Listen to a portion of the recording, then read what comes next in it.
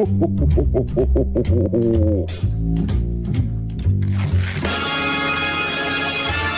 watch out, you better not cry, you better not pout, I am telling you why. 'Cause Santa Claus is coming to town. Oh, let's go!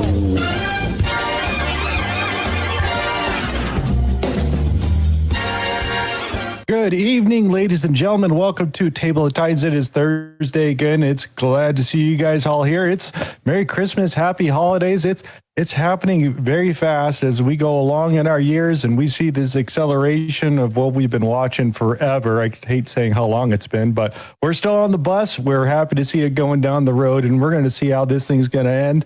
I think it's going to be good in the end, but it might be a little bumpy as we get there. But as this week turns out, that Deep State's not turning back. They still got some plans.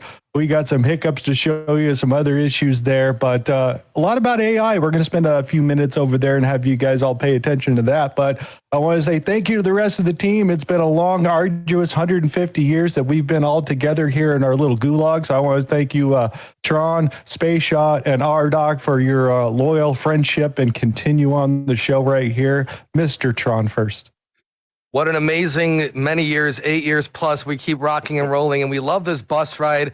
A little bumpy. We have songs, we have tunes, and we have, again, patriotism on the rise. But our bus might be blue. It might be short. It might have 3 wheels and a missing spare tire, and maybe the bus driver smells like rum. But nonetheless, we still show up each and every day, winning. And I can't believe it. 2025 is almost over. 3.5 weeks or so to go. What time is it? I don't even know. I have to still go to the mall to get some Christmas gifts. But what an amazing year. And here it is, guys. Christmas time to celebrate with family, putting Christ in Christmas at the same time as we're defeating and battling this deep state bureaucratic empire. And now we have Somalis in the mix, marrying the brothers. We have, what's his face, in the courtroom, Tyler Robinson from the Charlie Kirk shooting. And I'll tell you what, guys, this is not over yet. We are just getting started. Hit that thumbs up, like, share, subscribe. So much going on. And thank you for 8+ years. We're not done. Let's go. Boom. Mr. Rdoc Encyclopedia. Oh, yeah. Well, Merry Christmas a little bit early. And let's see, what's really going on? I don't know. We got Tanker Wars. The Pirates of the Caribbean. Yeah, that's it. Pirates of the Caribbean. We don't have a show. You wait for that. But you know, that may be a good one. We'll get into that tonight. And we also got some updates on the national security policy change of the Trump administration, and we'll discuss that and why that's going on. We'll also get into what is going on in Trump versus the European Union, UK, Ukraine. What is going on? There's definitely a war of words and a war of policy and going behind people's backs. We also got some updates on BlackRock now being involved in the negotiation process for the peace process. That's going to be interesting. We got some stuff on Elon Musk versus the EU, some stuff going on there. And we have some of our Pavlovsky has weighed in on that, Tron. So we'll get into his comments. And Operation Machado, she got her Nobel Peace Prize. We'll get into, you know, what's really going on with her and who she is, and maybe even a little bit of background on the history of Hugo Chavez and the regime that's now in power in Venezuela, Maduro. We'll talk a little bit about that as well. Anything about the first comment I made? Which one? Merry Christmas, Happy Holidays, Table of Titans. Thank all you guys being here. Oh, sorry. I said that was 8 years. That was the first thing I said was Merry Christmas. And it has. I was thinking about that the other night. I'm like, I have actually known and been talking with you guys and whatever longer than a lot of people that I consider some of my best friends. And you guys are all great, wonderful people. And the trust that's developed between us over the years is something that is special. And all the community that we have on the channel, you know, we get some people come into the comments, some, you know, every now and then that just are, you know, haters and whatever, and trolls and shills. We've always had that going all the way back to the QNN days. But this group here, the mods, everything, it is a really special situation. So and I don't know what else to say, guys, except I'm looking forward to this Christmas and this New Year, and I hope everybody else is. And I'm just going to throw this out there too. We had a little incident here tonight, and I told the guys about it. So it's a little bit of sadness. One of the neighbors across the street, as I went outside and noticed the police were there trying to break into a garage, and looks like he attempted to commit suicide through some sort of a potential chemical bomb or something in his garage. And so we had a little incident and a lot of activity here tonight. So prayers up for that gentleman and his family, because I'm not sure he survived. The ambulance never transported him to the hospital. They stayed here for like an hour and a half. So I think he was pronounced dead, or he died in the back of the ambulance. So prayers up for those folks. It's a sad time of the year for that, and a lot of people are under stress, but there's reason for hope, and life goes on. Yep. All right. Thank you, Mr. Rdoc. Mr. Space Shot, Happy New Year, Merry Christmas, the whole thing that is coming up there. How you feeling? Merry Christmas, happy birthday. I love you, Hulk. I love you. No, your mic sounds great. Yes, I was just going to say I bought myself a nice early Christmas gift, and we got a new mic here. So I even noticed it was funny because Debbie said I uploaded a video the other day. She goes, "Is that Tron's first name, Ron?" I said, "No, that was my mic taking a crap." I said it completely crapped the bed the other day. So yes, this one should be clearer. I got my face closer to the mic. You should be hearing me good. It's even got a little. I'm not even going to say what it is, but it's got a little light on it. Really little light on it and everything. So maybe we'll bring that into the show someday in the future. But yes, Merry Christmas. Great time here being with you guys over these last many years. Great friendships that we've brought together here, not only here, but a lot of people in the chat as well. Our conservative family and our American family and our world patriot family out there, because there's a lot of folks out here that are from outside the United States as well. And it's basically the same story everywhere. Everybody just wants to be left alone, just wants to have a little bit of peace, and, just wants to be able to live their life and, enjoy their family and whatnot. But this politics stuff it's getting deeper. And, I was talking to somebody earlier and they mentioned, oh, politics, that sounds boring. I'm like, well, yeah, I always thought so too. But once you start getting into this stuff is juicier than some of these novels that some of these women, read and whatnot, because it's some dastardly stuff out there. So I always want to say thank you guys all out there for tuning in. We are coming up across the Christmas is actually exactly in 2 weeks as it happens, guys. This year, everything seems to be on a Thursday, which is always Thanksgiving anyways. But Christmas and New Year's this year, I believe, is on Thursday as well. So we'll figure out how we're not doing the show that week. But always a big hat tip to Country and the folks over there at Liberty Base News, formerly the Patriot News Crew, and the mods out there. Thank you very much. And I don't know how long ago it was, but President Trump had basically brought out something about Tina Peters being pardoned. Yeah, we're going to hit that. Yep. And I'll have something to add for that, because apparently there was already a response, and you guys can probably guess what that response was. But thank you. Yeah, basically.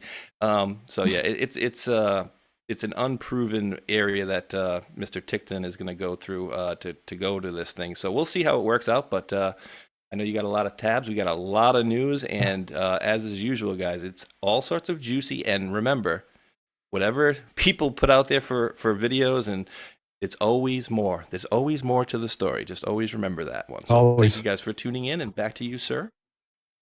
Okay, yeah. So here we go. Let's roll it. So first one I want to throw up here, the Grinches for Christmas over here. Scott Bessette, because we have issues with some of the states over here, so New York, Colorado, Illinois, and the District of Columbia are not going to see any of the tax benefits that the Trump administration has put out. They're not going to go and host it. So they all got Grinched. So I thought that was pretty funny, because I was like, oh my God, they actually did a pretty good job. I mean, AI is coming around, guys. We're going to talk about that a little bit later, but yeah, that's happening out there. So I thought that's funny, because we might as well keep it all together. And then I'd like to also point out that Schumer and the rest of the Jews are doing their thing. Oh, look at that. Speaker of the House hanging out over there, Hakeem Jeffries. Yeah, it's the typical thing already. They're already banding together, and he's putting out his own plan for health care and the ACA, and we got to get his plan, because remember, he closed the government for 42 days and didn't get his 1 year extension. Now he's asking for 3 because they got a plan. Okay. So that's his idea, but they're still out there doing Christmas. He's back with the Jews again? Because maybe I'm mistaken, but I remember him as like backing Palestine. That was 6 months ago. Oh, that's right. I'm sorry. Yeah, okay. You're right. Yep. Okay, nothing to see here. That was 6 months. 6 months ago. Don't worry about that. Don't forget about that. Lifelong it's Jewish, Scooby Doo. lifelong Jewish support, and then all of a sudden he's backing Palestine. And hey, back here with the was that menorah? They call that thing. I probably got that wrong. Oh, I got it right. Yeah, but yeah, he's back with his friends again. Interesting.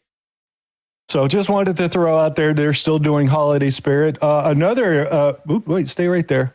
Why are you going around? Over here in Dearborn, Michigan Heights, they local town city over here failed to pay for the local tree over here.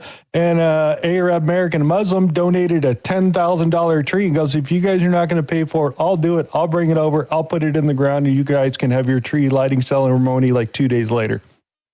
So that's happening in Michigan. So there's some positive people out there that say, yeah, it's an American holiday. Let's go celebrate it, dude. So that's awesome. Nice. What else do we want to show you over here? We might as well check. Oops, we want to go full screen right here. We're going to check in with Tim Walt's house really quick. In 600 feet, turn right onto South Chatsworth Street.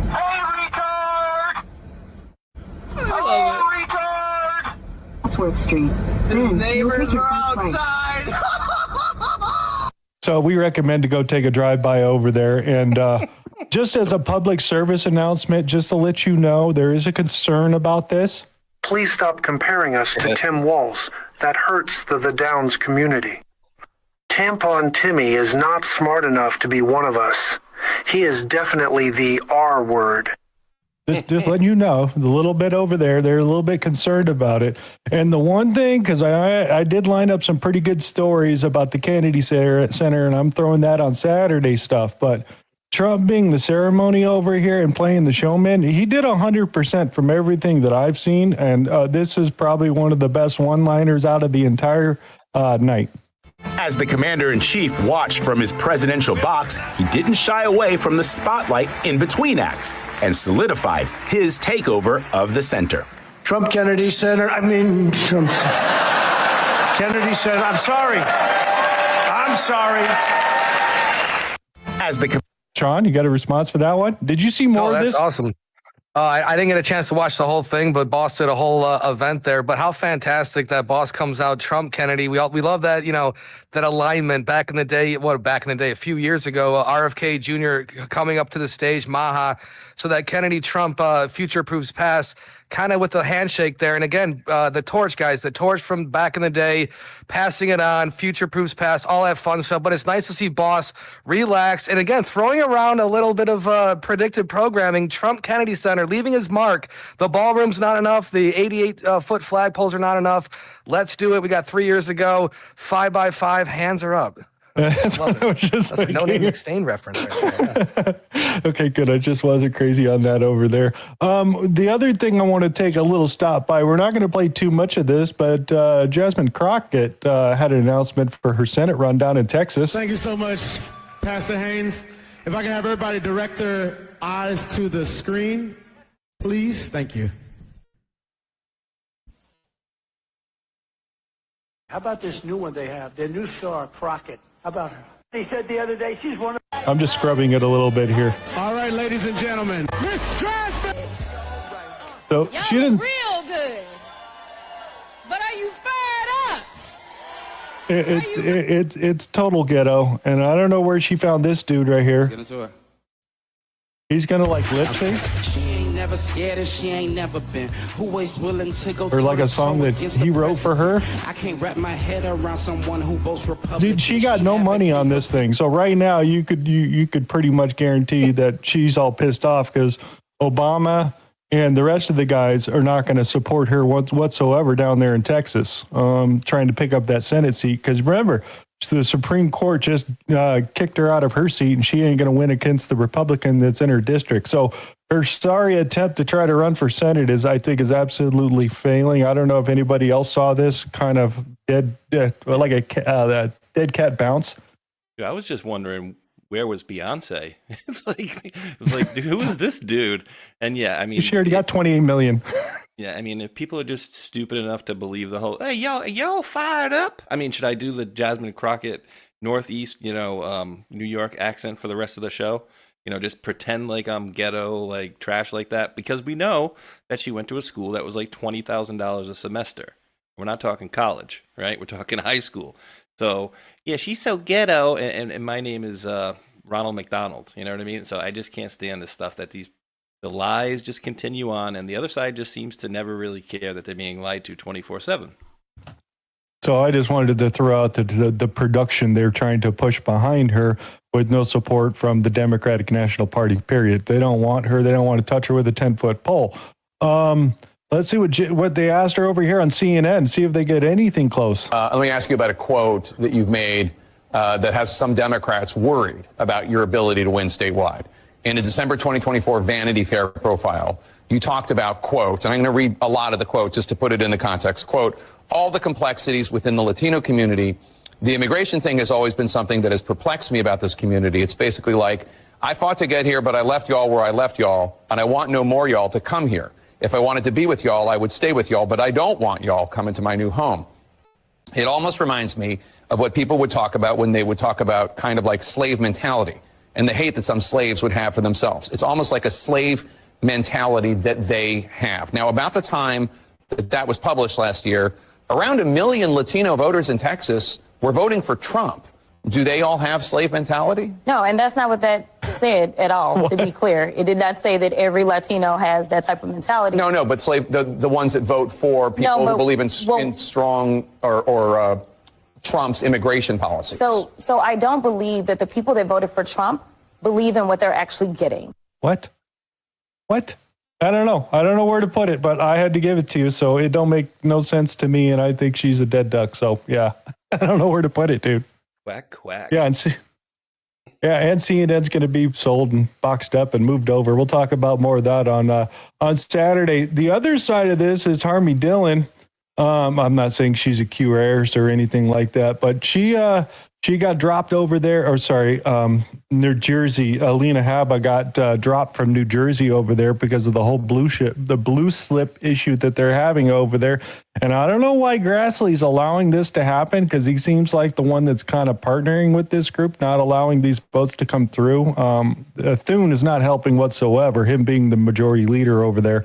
I don't know where to put it, but when I go back and I look at how many bills, does anybody in their head know how many bills they've actually passed through Congress right now that like people signed and said it was okay? Anybody want to guess? Guessing very few. It's the lowest. 5. That was close. 5 bills so far have gone through Congress on there, and they're still having their problems with getting the judges picked that they want. So they're having a whole bunch of issues. And again, do you do to the nuclear option again? We might be going there. I don't know. But she is moving back to the DOJ and is going to help out over there. He mentioned today using... Wait. The other thing is the Trump administration is challenging these district courts from appointing attorney generals. And they're trying to put it back in the Article 2 side in the DOJ and put everything back over there. Go ahead, Mr. Rdoc. No, I was going to say that I saw a post earlier when I was flipping through some stuff that Trump is going to be using blue slips again to appoint these judges and district attorney or state's attorneys, whatever, in order to prevent the states from trying to fill those seats. But usually the way it works, if you have a state attorney from that district or a judge from that district, usually you have a senator from that state that is kind of nominating the person for approval. So they're definitely trying to the Democrats have been stymieing the judicial appointments. The Republicans haven't been making it a priority, and it's starting to create a problem. And the dude out in California is next, guys. The young dude that's been doing pretty kick-ass over there. He's next because he's coming up on his time limit of his second term. So we'll see what happens here in the future. Go ahead. I didn't hear. Is that Bill Asaley? Yes. Yeah, I mean, dude, you guys make really good points, and I think what and it sounds kind of even ridiculous for me to even say this, but the thing I think that they're doing wrong here is they're just doing everything by the book, right? They're not doing the stuff that the Democrats would and will do had they get back into power, right? So I'm not saying they need to go out and break laws left and right, but like let's push the friggin' boundaries. Let's do something, you know? But we'll see. See, here Thune is saying this is a couple of days ago. I think this is the 11th. This is today. And he's saying, no, the blue slip is staying. We're not voting it out. And then again, Grassley is the one I hear that keeps pointing at being the problem of not getting what they want done with these blue slips out there with the Democratic senators. So I don't know where to put it. We also got J.D. Vance talking about the whole situation over here too. But it's still in a standstill. And, you know, he's saying the same thing here down here at the bottom, that he's unhappy with the process because he can't even get any of the people picked. But this is the same thing that happened the first time around. So, I mean, it's the same freaking story. So just wanted to throw that stuff out there. We do have pieces of testimony from Congress, some quick pieces we do want to point out here. So they were asking a whole bunch of questions, and we're just going to give you the highlights because most of this stuff is just hearsay and bullshit for the lot of stuff they say, because it's just people talking and they don't hold anybody accountable. But I thought this was pretty good. Competence and your inability to truthfully carry out your duties of Secretary of Homeland Security. If you're not fired, will you resign? Sir, I will consider your asking me to resign as an endorsement of my work. Thank you very much. Competence. Yeah, exactly. Boom. Leave it at that. So the other side of that is our girl over here. What is her name? Harvey Dillon. They basically axed a big chunk of their civil rights division, and like 2/3 of them got up and left because they said they were going to realign the way we do justice in America. So yes, I'm in the news this week because there are hundreds of disgruntled former civil rights division lawyers who voluntarily quit. I didn't fire them after I told them that their job was going to be to protect the civil rights of all Americans, not just the chosen few and their pet projects that they had been pursuing for decades here in the Civil Rights Division. 200 of them or so immediately quit and took a 5-month payout, so over $100,000 worth of severance pay. And then over the last few months, another close to 100 have quit. And yet, you know, they're writing in the press, Reuters covered it, and they say that I'm trashing the DOJ. I've changed its mission. I'm making attorneys do stuff they don't want to do. And it's against the storied, historic vision of the DOJ. But I completely disagree. I'm really proud of the work that we're doing. And obviously, It seems obvious to me that the United States Department of Justice should be justice for all Americans, not just some Americans or some winners of a victimhood sweepstake. I like how she said pet projects, plural. There seems to be a lot of them there, and they took care of a lot of those, and it kind of pissed a lot of people off because they kicked off the ACLU and a bunch of the other NGO groups that were working with it. So I find this pretty good. You want to take a crack at that, Mr. Space Shot?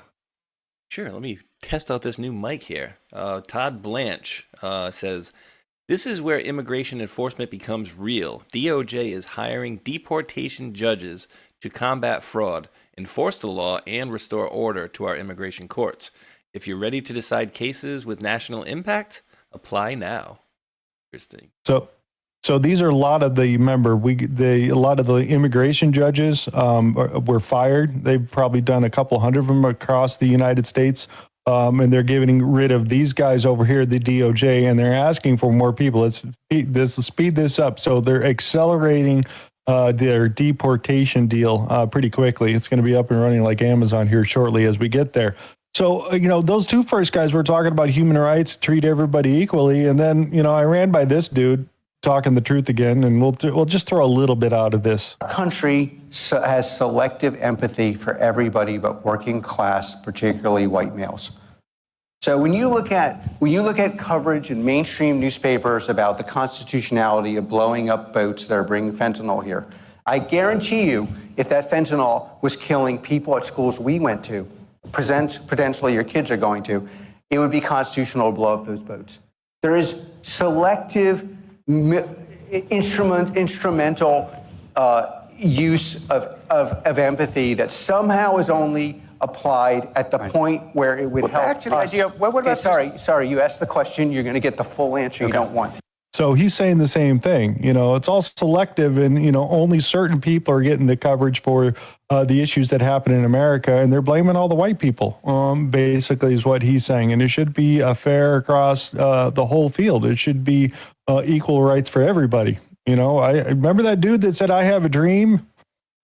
Remember that in school, right? I have a dream. Well, yeah, I mean, until it affects them, but they don't care, right? Like the politicians, because they just want their little kickbacks, which they've been getting quite nicely for many decades. Yeah, exactly. Let's keep rolling. I got a bunch of tabs to get through. Poor Laura is talking about the blue slips. Blue slips are from the Democratic senators over there, so they already know that if they're going to pick somebody, they get the blue slip, says, hey, this guy's going to be good. We got enough blue slips. Let's go to the floor and vote on him. So he's saying, F that. Let's just go right to the floor and see if we can do the vote. So the blue slips are kind of saying if that person's going to make it past the final vote is what it comes down to. And then again, Thune's over here talking because the Obama story's been going around where they're talking about the subsidies going into the Obamacare system itself, and 90% of it that they found over there were fraudulent over there for a lot of these people running a lot of the stuff that was over there, making fake accounts, just taking money right out of the system is what they're basically using.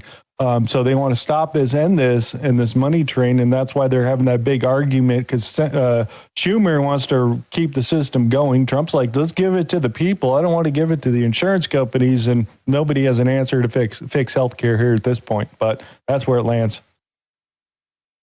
We'll throw that one out there. A little bit more on testimony over here. Also, it came out here from testimony over here. It says the NCTC has identified about 18,000 known suspected terrorists that the Biden administration let come into our country so far. They're reporting how many they know that are in the United States that they haven't found yet, but they are here, and they are tracking them, obviously, with Peter Thiel and Panthier and the whole AI thing that's coming up here very shortly.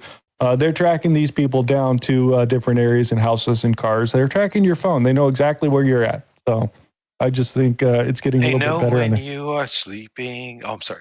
Oh, it's right here. Right here. Because, I mean, the one thing also, this is in Minnesota over here, that ICE did their raid over here unannounced to show up and take care of these people over here. And then look at this. They have a full-on protest over here. So unsurprisingly, the information got leaked over here in Minnesota, and they all showed up and started protesting ICE deportations. So somebody's still leaking info out there. That's all I'm saying. Hopefully you find them. And dude, I commented on one yesterday where you had, it was an American, had no accent whatsoever, but he's following one of the ICE agents. He's like, yeah, you short piece of blah, blah, blah, just screaming, just absolute obscenities at him. And, I put in the comment, yeah, and then later on, somebody's going to drop a video how this guy got arrested, and they're going to frame it like, oh my God, ICE agents are like going after like citizens. I can't believe it, which is a lot of what you're seeing. Especially guys, like when somebody puts a video on X and you click it and the first thing you hear is a window smash, believe me, there was a little bit of talking before they just walked up and smashed the window. So like I said before, there's always more to the story. Exactly. Let's keep rolling. What else I want to show you over here? Now this little hand puppet here is pretty funny here. We're just throw his comment out here because Ilhan Omar is over there going to give a press conference and hi. We're here eagerly awaiting for Ilhan Omar to speak. Ilhan Omar is famous for many, many things. I want to speak very softly and respectfully here. Ilhan Omar, did you consummate the marriage to your brother? Which is worse, immigration fraud or brother fucking? Are there any other relatives you fancy, Ilhan? How did your brother propose to you? All right, tax billionaire. She wrote the wrong husband on the form. That was the whole thing. She's come out and mentioned it. I wrote the wrong one in there. I forgot. Sorry. It's a mistake. Oh, well, so many husbands, so little time. Did you see the, I'm hearing that she is this close to being indicted.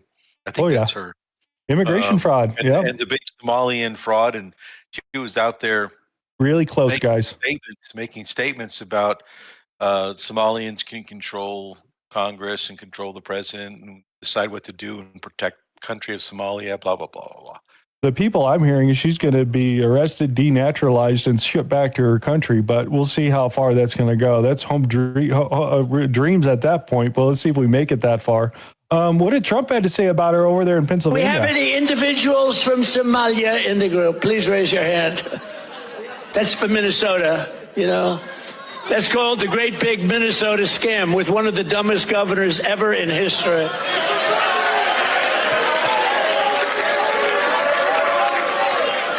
I love this Ilhan Omar, whatever the hell her name is, with the little turban.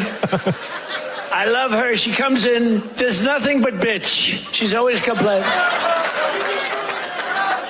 She comes from a country where, I mean, it's considered about the worst country in the world, right? They have no military, they have no nothing, they have no parliament. They don't know what the hell the word parliament means. They have nothing. They have no police. They police themselves. They kill each other all the time. I love it. She comes to our country, and she's always complaining about the Constitution allows me to do this. We ought to get her the hell out. She married her brother in order to get in, right? She married her brother. All right, well, that's about enough of that. You get the idea. He's still playing the same shtick. Let's see if somebody does this on the immigration thing. This is where I found that Liz Wheeler and these guys are all talking about it. She's normally saying some pretty good stuff, but yeah, will she be naturalized and removed from the country? We don't know. Throw her in here.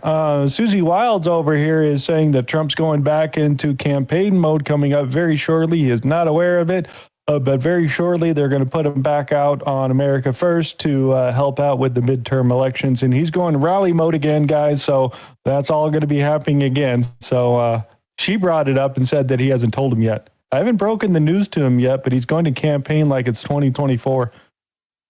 That's going to be awesome. It was great to see Boston, Pennsylvania the other night with that rally fever back up and even mentioning his sister, Susie Wiles. How crazy would it be if I married my sister? And there she is right there.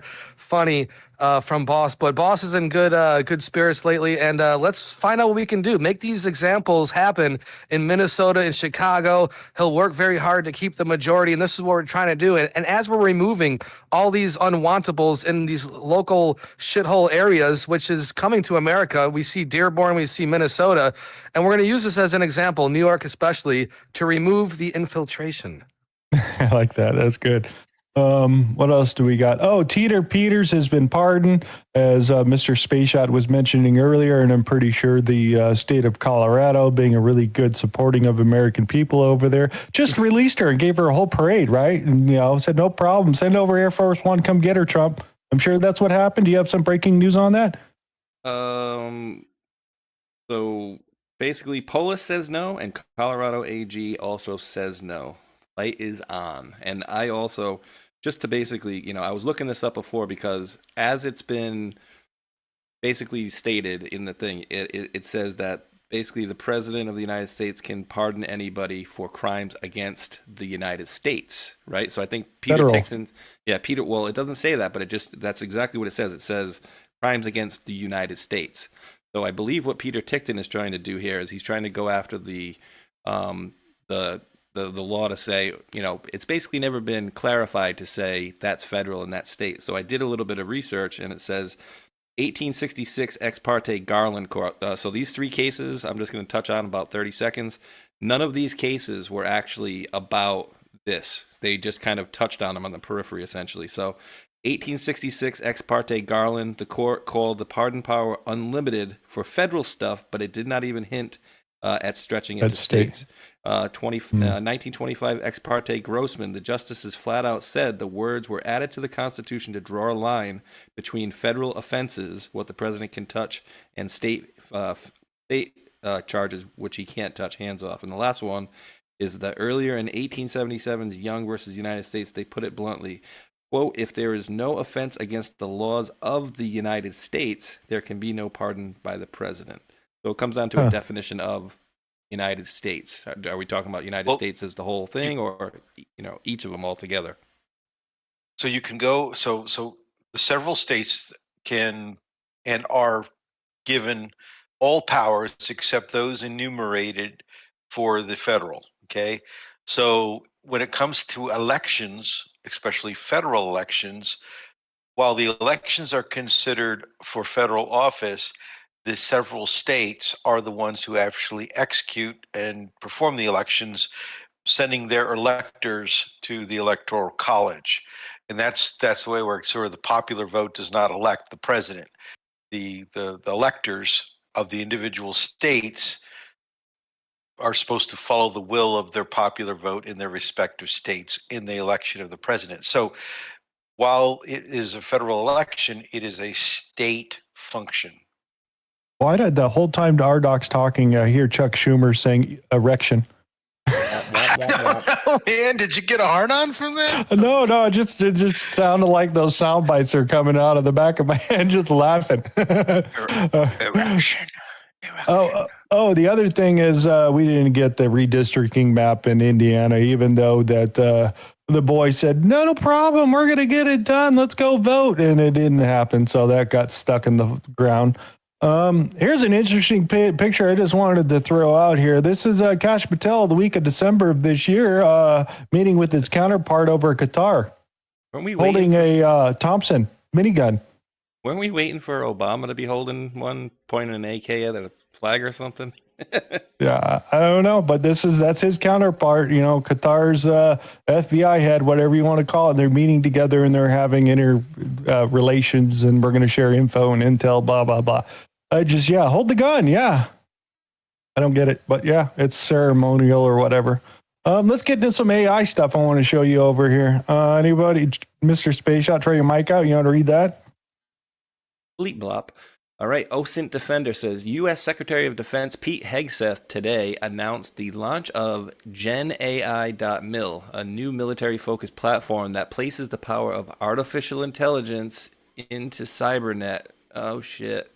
Power of artificial intelligence into the hands of all members of the United States Armed Forces, currently featuring Google's Cloud Gemini and eventually also X's AI's Grok, OpenAI's ChatGPT, and Anthropic's Claude.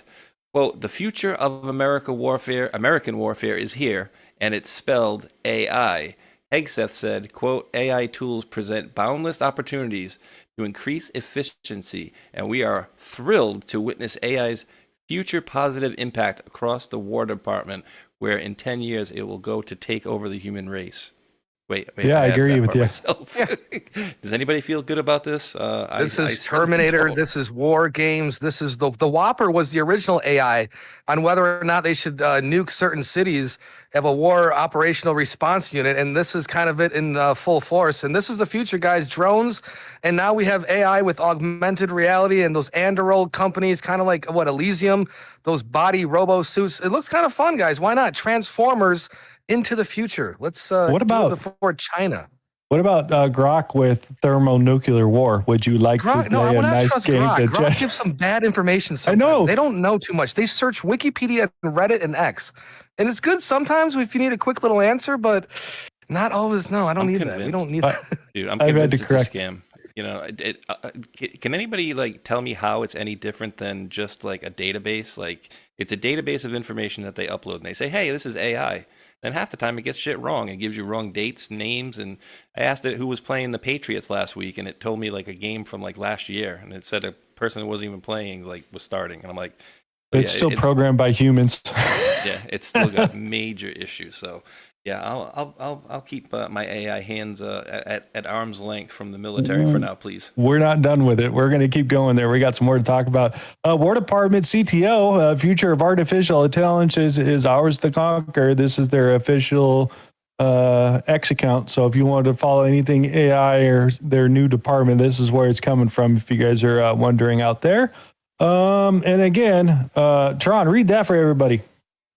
Guys, from Boss. On the 8th of December, there must be only one rule book if we are going to continue to lead in AI. We are beating all countries at this point in the race, but that won't last long. If we are going to have 50 states, many of them bad actors, involved in rules and the approval process, there can be no doubt about this. AI will be destroyed in its infancy. I will be doing a one rule executive order this week. You can't expect a company to get 50 approvals every time they want to do something. That will never work. He just signed it. It got signed an hour ago or so, so it's already put in there. Some of the things that we're going to talk about there. Here, read that for everybody. I thought this was interesting about using the Navy invest a whole bunch of money into Patriot tech to speed up its shipbuilding with AI. Read what they did with it. Guys, Ship OS has turned 1,800 production days into 75 days of work for one supplier, eliminating 2,500 planning days at another, and turned a 200-hour process into 12 seconds, all while improving quality by 50%. This is how we make our shipbuilders dominant, get taxpayers more bang for every shipbuilding buck, and ensure America continues to dominate the seas. No, that's what just short.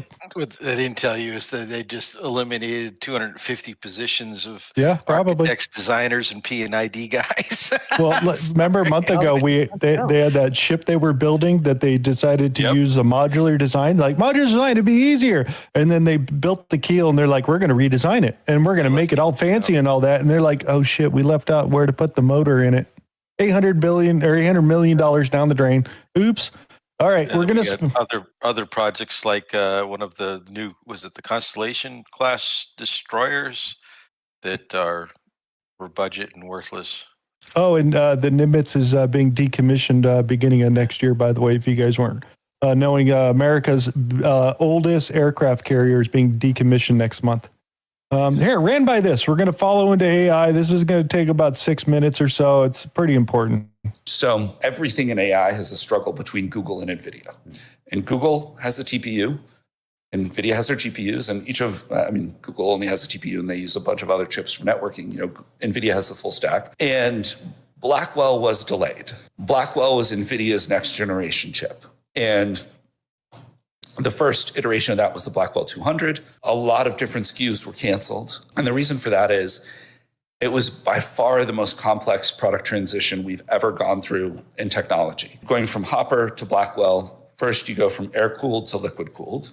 The rack goes from weighing round numbers 1,000 pounds to 3,000 pounds. Goes from round numbers 30 kilowatts, which is 30 American homes, to 130 kilowatts, which is 130 American homes.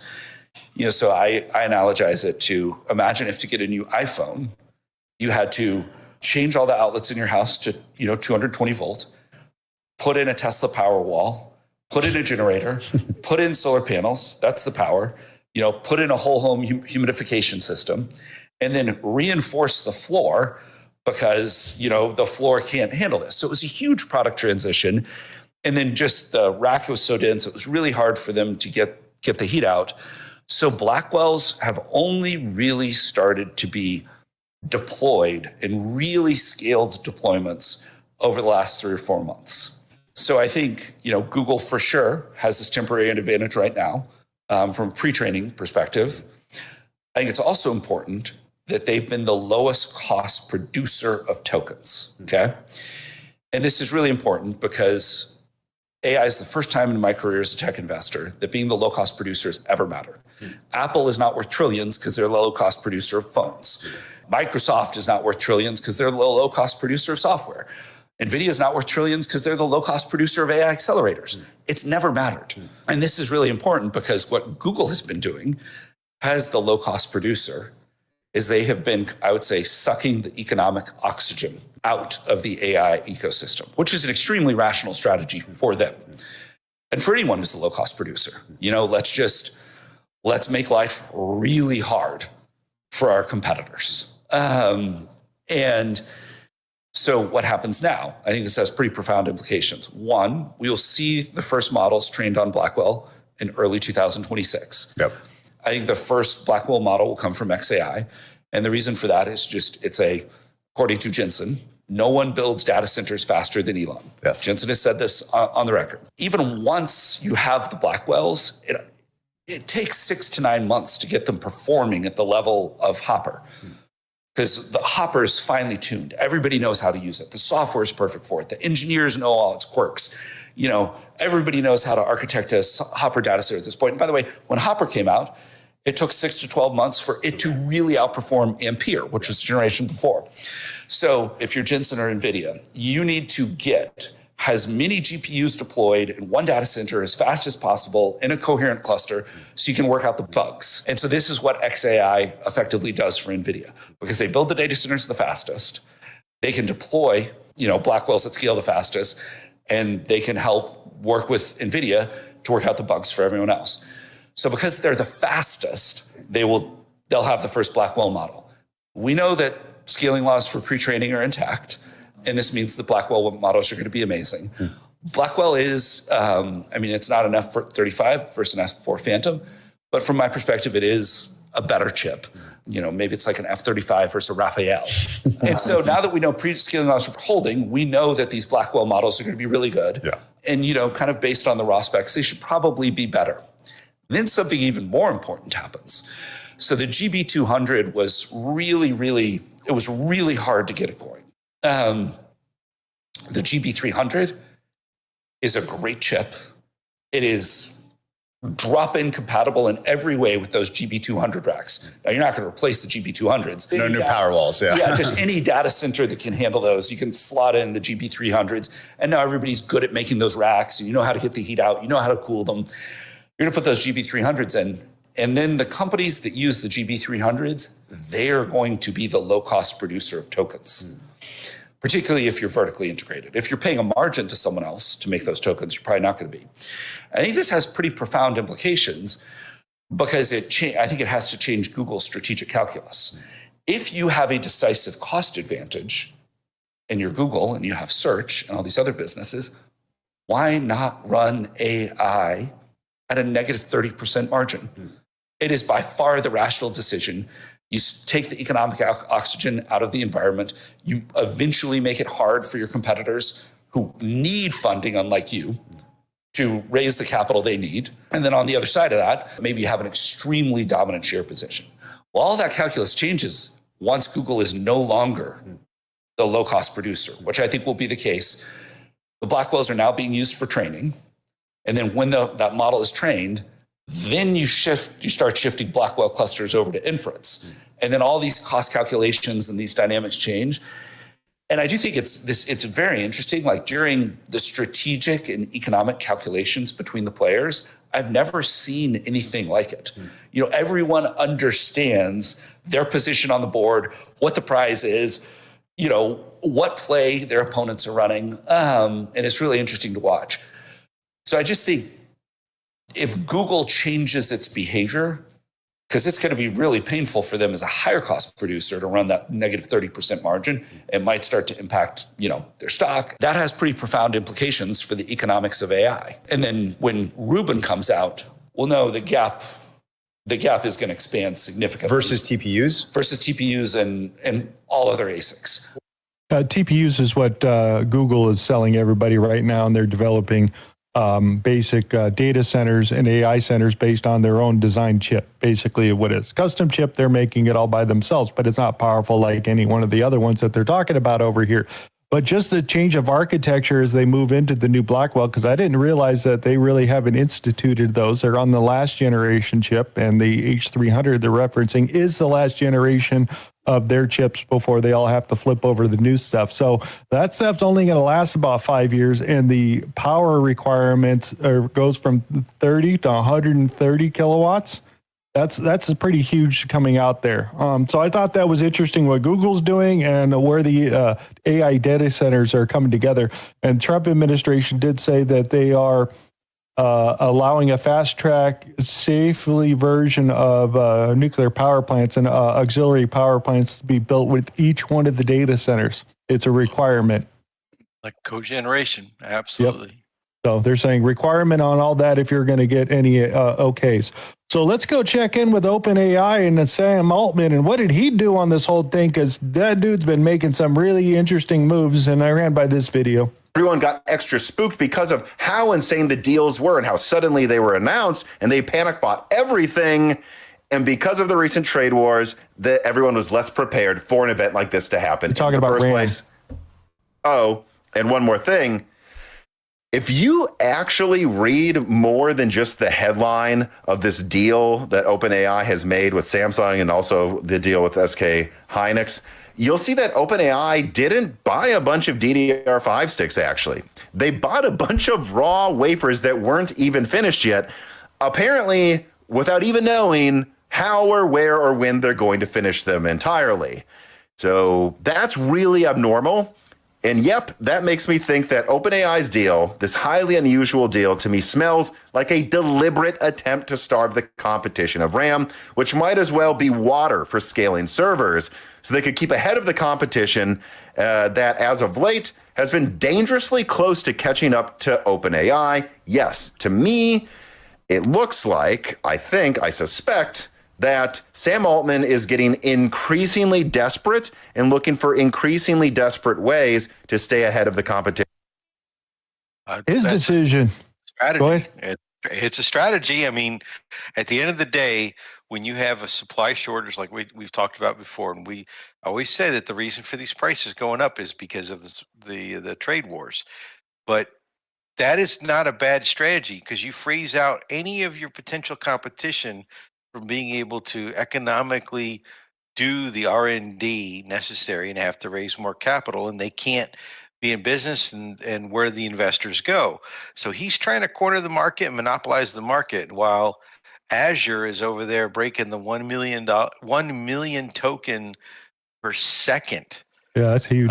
Generation, which is huge. That's like last month's news. So back on this, just a quick deal to finish this part out, is he's buying the unfinished wafers from the manufacturers and then storing them in a warehouse. These are not finished production, nothing like that. It would take a shitload of money and engineering to do it. No, he also bought machines. He bought finishing machines. He kills the supply chain for his competitors. They no longer have the raw product to make the DDR5, the DD5, DDR5. Well, they bought big contracts for all those because they're still making chips or whatever. These are stuff they already took delivery of. That's the issue with this. He already has this stuff and bought machines to finish it. They're kind of speculating that he might be standing up his own RAM thing and start making shit. But he needs money for it. He doesn't have it. That's the other bad thing. So that's my two things on AI I wanted to throw out there. The other part is this guy's claiming that they just trained their first large language model in space using the NVIDIA H100 from StarCloud 1. It might be just one up there. I don't know what they're actually talking about, how big it's actually going to be. Sorry, there was noise in the background, distracted me. So yeah, AI data centers in space.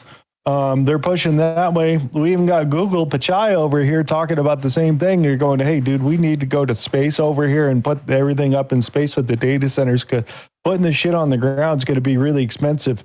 And then SpaceX over here is going to go public with a $1.5 billion opening here. And they're going to be the heavy lift for all this shit, and also going to start doing data centers in space. And they're the ones that are probably going to engineer, make it, and be able to fit inside their rocket and shoot it up into space. So you're going to have to buy it from Elon right now. You got to just have the power generation, but the absolute zero space keeps it cooler, so you maybe require less power. So that's where I see this thing all heading out this way, and then Elon being the winner in all this. Awesome. I don't know if you saw that the test stand over in Russia for their heavy lift was severely damaged, and I don't think they're ever going to fix it. I saw that like a week ago. I don't know if you saw that, Mr. Rdoc. I wasn't looking at it. Yeah, just wanted to throw that out there. On this thing, is Tesla officially initiates a key supplier audit for Optimus humanoid robots known as the B3 factory audit. It basically means that once they give this okay, they can go secure all those part suppliers, what you're going to make, how many we need, and we're going to start building them out in California. Hey, robot. So, hey, dude, you know what's going to be really good about all this stuff, dude? It's going to be robots and AI everywhere, and cool. Ready for your yay, Hulk? And no jobs for anybody. Yay! That's very serious. Unemployment rate is already starting to increase. We said it was going to be a 6-month lag, and it is proving out to be the case.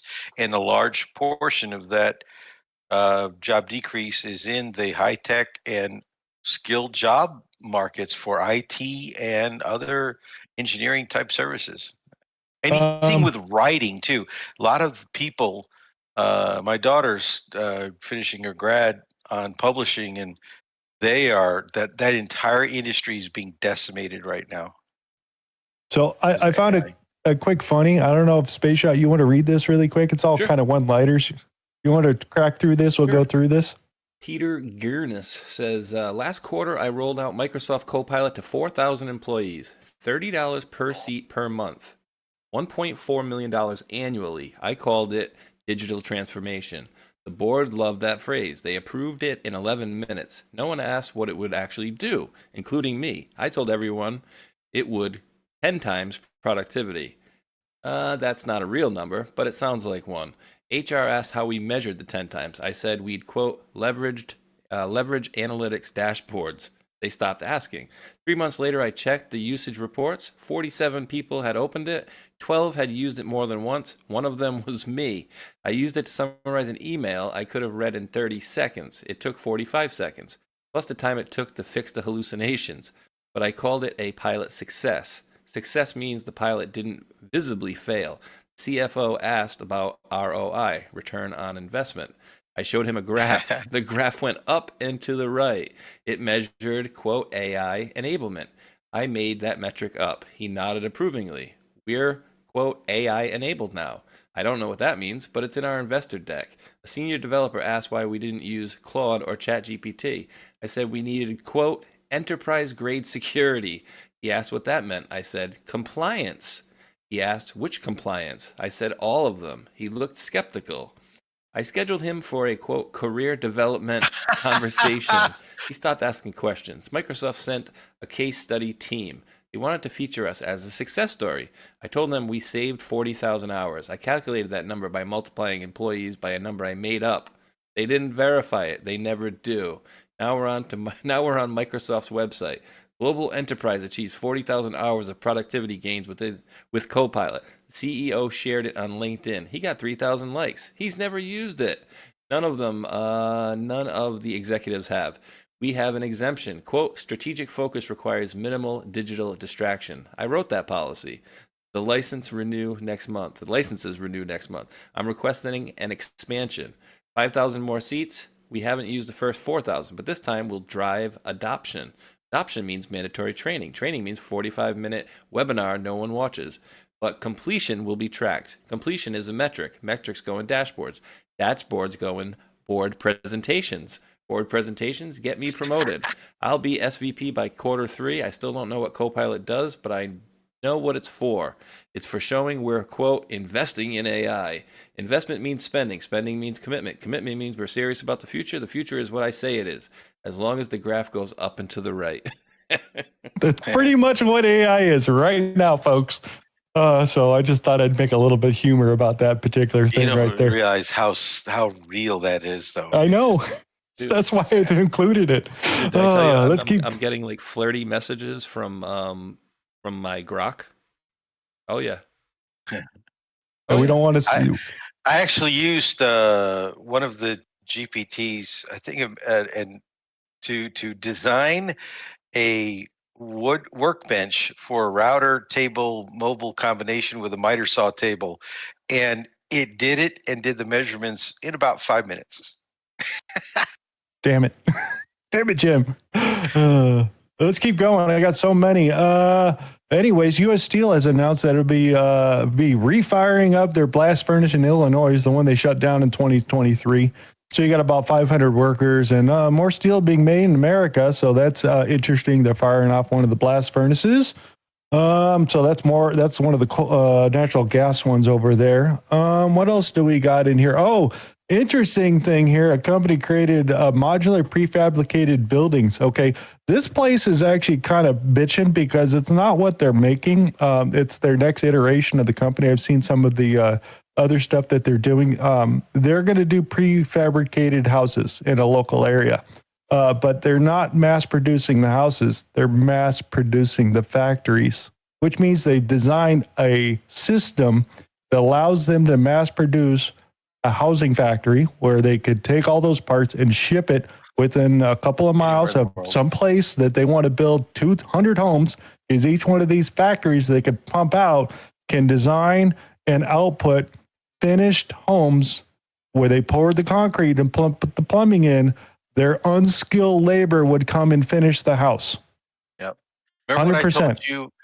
What 200 homes a year out of one factory, unskilled labor.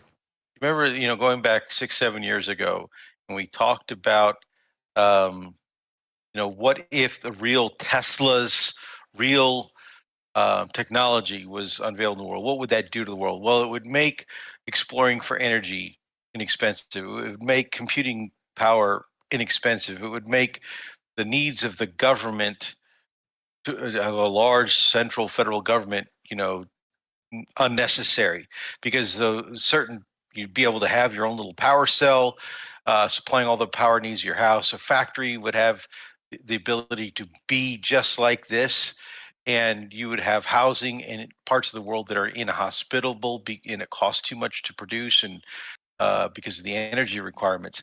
That's the power of Tesla's energy and why it has been kept secret for all these years.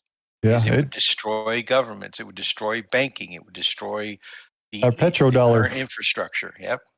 It would be, it'd be interesting. We'll see how they go. They're probably going to do it in steps. They're not going to go, oh, look, hey, we got free energy and we're going to, we'll give you a thing in your house you plug everything into. They'll just be like, go to the utilities and like, hey, as you guys upgrade and, we're not doing nuclear, we're going to use this small box to help supplement, and we'll start going that way, because you just can't sell, a powerless or a free energy refrigerator at Home Depot. That's not going to, they can't do that yet. That'd freak everybody out. So just thinking. Here, Trump made a joke about 5G and G6 or whatever the hell you want to call it. So we're into 6G now. I just 5G. I was a leader on 5G getting that done, and now they're up to 6. Let's do it again. What does that do? Give you a little bit deeper view into somebody's skin? See how perfect it is? I like the cameras the old days.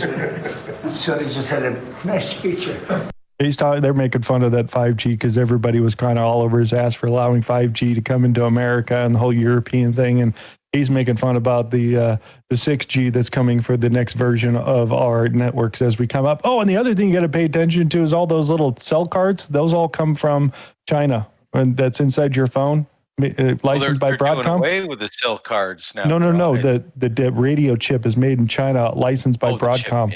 The chips in China only, guys. I was like, holy shit. Hopefully that doesn't cause an issue on top of all the RAM we're having an issue with. Just buy a Huawei phone and you'll be fine. So, Tron, read it. We'll get him back While in here. the United States has other methods of charging tariffs against foreign countries, many of whom have for years taken advantage of our nation, the current method of tariffing before the United States Supreme Court is far more direct, less cumbersome, and much faster. All ingredients necessary for a strong and decisive national security result: speed, power, and certainty are at all times important factors in getting the job done in a lasting and victorious manner. I have settled 8 wars in 10 months because of the rights clearly given to the President of the United States. If countries didn't think these rights existed, they would have said so loud and clear. Thank you for your attention to this matter, President Donald J. Trump. Yeah, because Supreme Court decisions and all that stuff seem to come a little bit closer here as we go roll into some of these other stories here. That one's out of order, but we'll go into the next one here really quick. Since the federal courts appealed, said they sided with Secretary Ward that you can get rid of the woke stuff and you could fire whoever you want. So woke is out the door. So he had put that out there. So they're changing that. They even updated our good old Richard Levine over here. So you can look, it's not Rachel Levine, it's Richard Levine. So they're not playing games no more. I just love the trolling out there. I got a D between my legs. Oh, sorry. Okay. Yeah, basically. FBI Atlantic come out and says China intelligence services are using fake job offers to target current and former U.S. government employees. Don't take the bait, blah, blah, blah. You should have training about counter ops and all that sort of thing. Don't go. I don't know, dude. Okay. I want you to pronounce that guy's last name for me. It was Polish. Yeah, good luck with that one here. I'm not going to play this clip, but again, there's some major stuff going over in Michigan over here. And Attorney General is caught with other employees picking out which prosecutor and judge and how they're going to rig cases and all this shit. It's pretty bad going on what's going with Ilhan Omar's district out there. It does not look very good over there, guys. What else do we got? Oh, I want to throw in Fulton County over here because they basically had come out and they're, they want to look at, Todd Blanche wants to look at the stuff of the DOJ, send me all the envelopes of the impartial person. You've had 4 court decisions say we need to look at them. They're like, okay, we want to look at the polling equipment. Where's the polling equipment? Where's the record for these ones over here? These 3 ones. Oh, they're missing. They ended up being stolen. Okay. What'd you guys do with that? How'd you secure them? They said that what'd they say? They used a particular, they used a word in here. What'd they use? Oh, they disabled them. What do you mean you disabled them? We remotely accessed them. What do you mean remotely accessed them and then you wiped them? So you can connect these guys outside the internet, outside of a polling station? Is that what you're saying? That they're remotely Wi-Fi on anywhere you can go find these things? Yeah, we can. Oops. That's crazy. The idea that anybody could even, rig an election. Okay, Obama. I'm just saying. I found the guy from Texas, ShamWow guy here. Let's go there.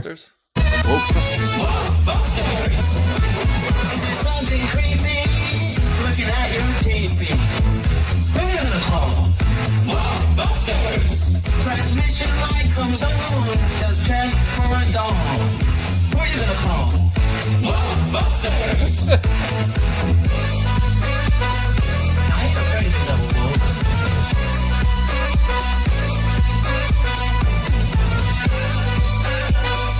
I ain't afraid of no wolf. Don't forget to subscribe and like the Share My Guy show.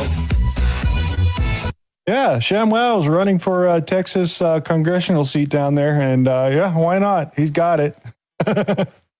Infomercials to prison to Congress in Texas. I think it's going pretty good. Arrested? Yeah, he went to prison for something. I can't remember what it was. It was a while back. Aggravated battery. Oh yeah, that's right. Worker at a Miami hotel room. Oh, that's gonna be good on the. That's gonna be good on the campaign trail. Okay, a little bit about the Supreme Court. They're talking about. This one is for brain fart. What is he going over? Is this the FTC stuff? Yeah. Executive branch said they could fire. So let's just the first couple of minutes of this is absolutely crazy. Just want to explore just for a brief minute, I hope, your scintilla of conclusive and preclusive power theory. You agree, I assume, the president is vested with all the executive power. Yes. You agree that he has a duty to faithfully execute all the laws. Yes. Civil and criminal. We agree that the Constitution imposes on the president a duty to faithfully execute the laws. All Absolutely. the laws. Well, some laws he doesn't have to. That'd be news to our friends across the street. the take care clause is a duty, and it is also a power. But the text of the clause does not provide that the president must have at-will presidential. I didn't ask that. This is, does he have a duty to faithfully execute all the laws? We know from. Yes or no? I would say no in the sense. No. In the sense that let me. There's 2 different questions, and I want to make sure that I'm answering the question. The question is, does the president have a duty to faithfully execute all the laws? The answer is no. Why? So he can't break the law for sure. For sure. Does he have to be vested with statutory authority to actually directly enforce, or to actually... I'm not asking whether he has to bring the indictment. I'm asking whether he has a duty to faithfully execute the laws. I think the president does not, under both history and tradition, have to have plenary power of supervision. But in the case of the FTC, he does have some power of supervision, including if there's a demonstrable, palpable violation of law, the president could absolutely fire a commissioner of the FTC under the plain language of the statute. So the answer is no, I guess. But you say that he has to have direct supervision and removal authority for someone who has conclusive and exclusive authority to bring criminal prosecutions, right? That is our understanding of this court's decision in Trump v. United States. That's your understanding. Yes. Dude, this guy can't get a straight answer out of this guy. Yes or no, dude? I mean, this is worse than Congress, and I think these guys are all seeing how they're playing the game here, and they ain't putting up with this stuff. I'm not want to play the whole clip, but you kind of get the idea of what they're arguing against, right? Slimy It's crazy. weasel lawyer talk. I don't think they're putting up with it. Let's get a little bit of what they get down to the crux of the whole situation. Agencies are not accountable to the people. They're not elected, as Congress and the president are, and are exercising massive power over individual liberty and billion-dollar industries, whether it's the FCC or the FTC or whatever. Thoughts on Kavanaugh's words, Jonathan? It sounds like they're going to pick in his decision, because if there's nobody accountable, because they're supposed to be held to Congress, but I mean, somebody's got to be in the end the leader of it, and that's what they're basically coming to. So I think this is going to be easily another win. I do want to throw one clip out here because this one I kind of chuckled a little bit here. Thank you, Counsel. Justice Thomas. Mark Elias. Just so I'm clear, is there any First Amendment interest in coordinated expenditures? Your Honor, I think that there is an interest, a First Amendment interest in coordinated expenditures in two regards. Number one, there is an interest anytime any entity or person wishes to make a contribution to a political committee, they are expressing First Amendment speech. They are engaged in First Amendment speech. Buckley said that is satisfied by allowing them to contribute. So essentially the speech is in the first dollar. It is in showing support for that candidate. And that's why the contribution limits could be $3,500, because the idea to contribution limit candidates, because though the donor is engaged in First Amendment activity, engaged in First Amendment speech, it is essentially symbolic speech. It's the act of giving money. So that's number one. Number two, I think this case would be a very different one if the as-applied challenge, first of all, if it was an as-applied challenge, but second, if it was an as-applied challenge where what the party wanted was its own speech and it wanted to coordinate that speech with a candidate. That would pose a very different case. And there would be different considerations on how that could be limited, which is why in 1996, the brief of the Democratic Party went to what the scope of coordination was, that there should be less of a sweep of what is considered coordinated. But if you're saying, is there First Amendment speech with respect to paying the bills of a campaign so that the campaign staff stayed at a hotel, it is just in the act of making the donation. It's just in the act of making the in-kind contribution. I still don't understand what you're saying. If the Your lawyer speak, I have no idea what you're talking about. So this is them going after the campaign finance law and trying to redo it. But everybody remembers how well he did with the campaign stuff over there with Hillary, who had to pay that fine. Oh, yeah, that's right. Just saying. I remember. You remember? Yep.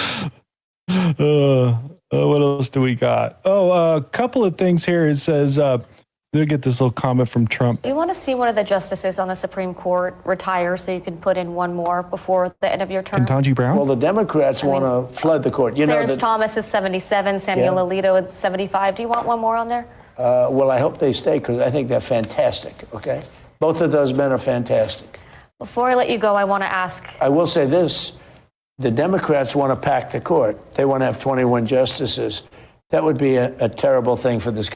Yep. So that's going on. They're asking him those questions. Really quickly. Just this is like the whole thing about Trump versus, Democrat versus Trump, like in a nutshell. 87 years old, Ruth Bader Ginsburg, right? And what did they do? Did they sit her down and or sit down any of the presidents and say, "Oh, hey, is she too old?" No. What they did was they showed, No. "Oh, look here's her workout routine. Look how great she is. She's awesome." And then she died like a year later, right? But she was 86, 87 at the time. So just shows you the big difference of how they approach things when they're dealing with Trump versus any other president. The best hide and seek expert ever on the planet, RBG. Remember the Fox News thing where they put that she died like, what was that, almost a year? At a time? Year before they announced it. Off-market drugs. Whoops. Here, we're gonna throw this out here really quick. I could show you a chart. It's a lot of land I lost. It's a lot of land. I think Think of it. If our election wasn't rigged, it was a rigged election. Now everyone knows. It's going to come out over the next couple of months too loud and clear because we have all the information. Now everyone knows. It's going to come out over the next couple of months too loud and clear because we have all the information there. But if the election wasn't rigged and stolen, you wouldn't even be talking about Ukraine right now. The resounding consensus. So that's one clip out there, and he kind of says the same thing over here again. Tulsi Gabbard has submitted a criminal referral to the Department of Justice. From your perspective, who should the DOJ target as part of their investigation? What specific figures in the Obama administration? Well, based on what I read, and I read pretty much what you read, it would be President Obama. He started it. And Biden was there with him, and Comey was there, and Clapper. The whole group was there. Brennan, they were all there in a room. Right here, this was the room. This is much more beautiful than it was then, but that's okay. I have nice pictures up. They came out of the vaults. They were in there for 100 years. This is much more beautiful. We have the Declaration of Independence now in the room, which wasn't here. I guess people didn't feel too good about putting it here, but I do. But you know what? If you look at those papers, they have them stone cold, and it was President Obama. It wasn't lots of people all over the place. It was them too. But the leader of the gang was President Obama, Barack Hussein Obama. Have you heard of him? And except for the fact that he gets shielded by the press for his entire life, that's the one they look. He's guilty. It's not a question. I like to say, let's give it time. It's there. He's guilty. This was treason. This was every word you can think of. They tried to steal the election. They tried to obfuscate the election. They did things that nobody's ever even imagined, even in other countries. You've seen some pretty rough countries. This man has seen some pretty rough countries, but you've never seen anything like it. So we'll see what happens on that. I don't know, because we do have things coming. And how did Brennan take the whole situation? Does he get nervous or anything?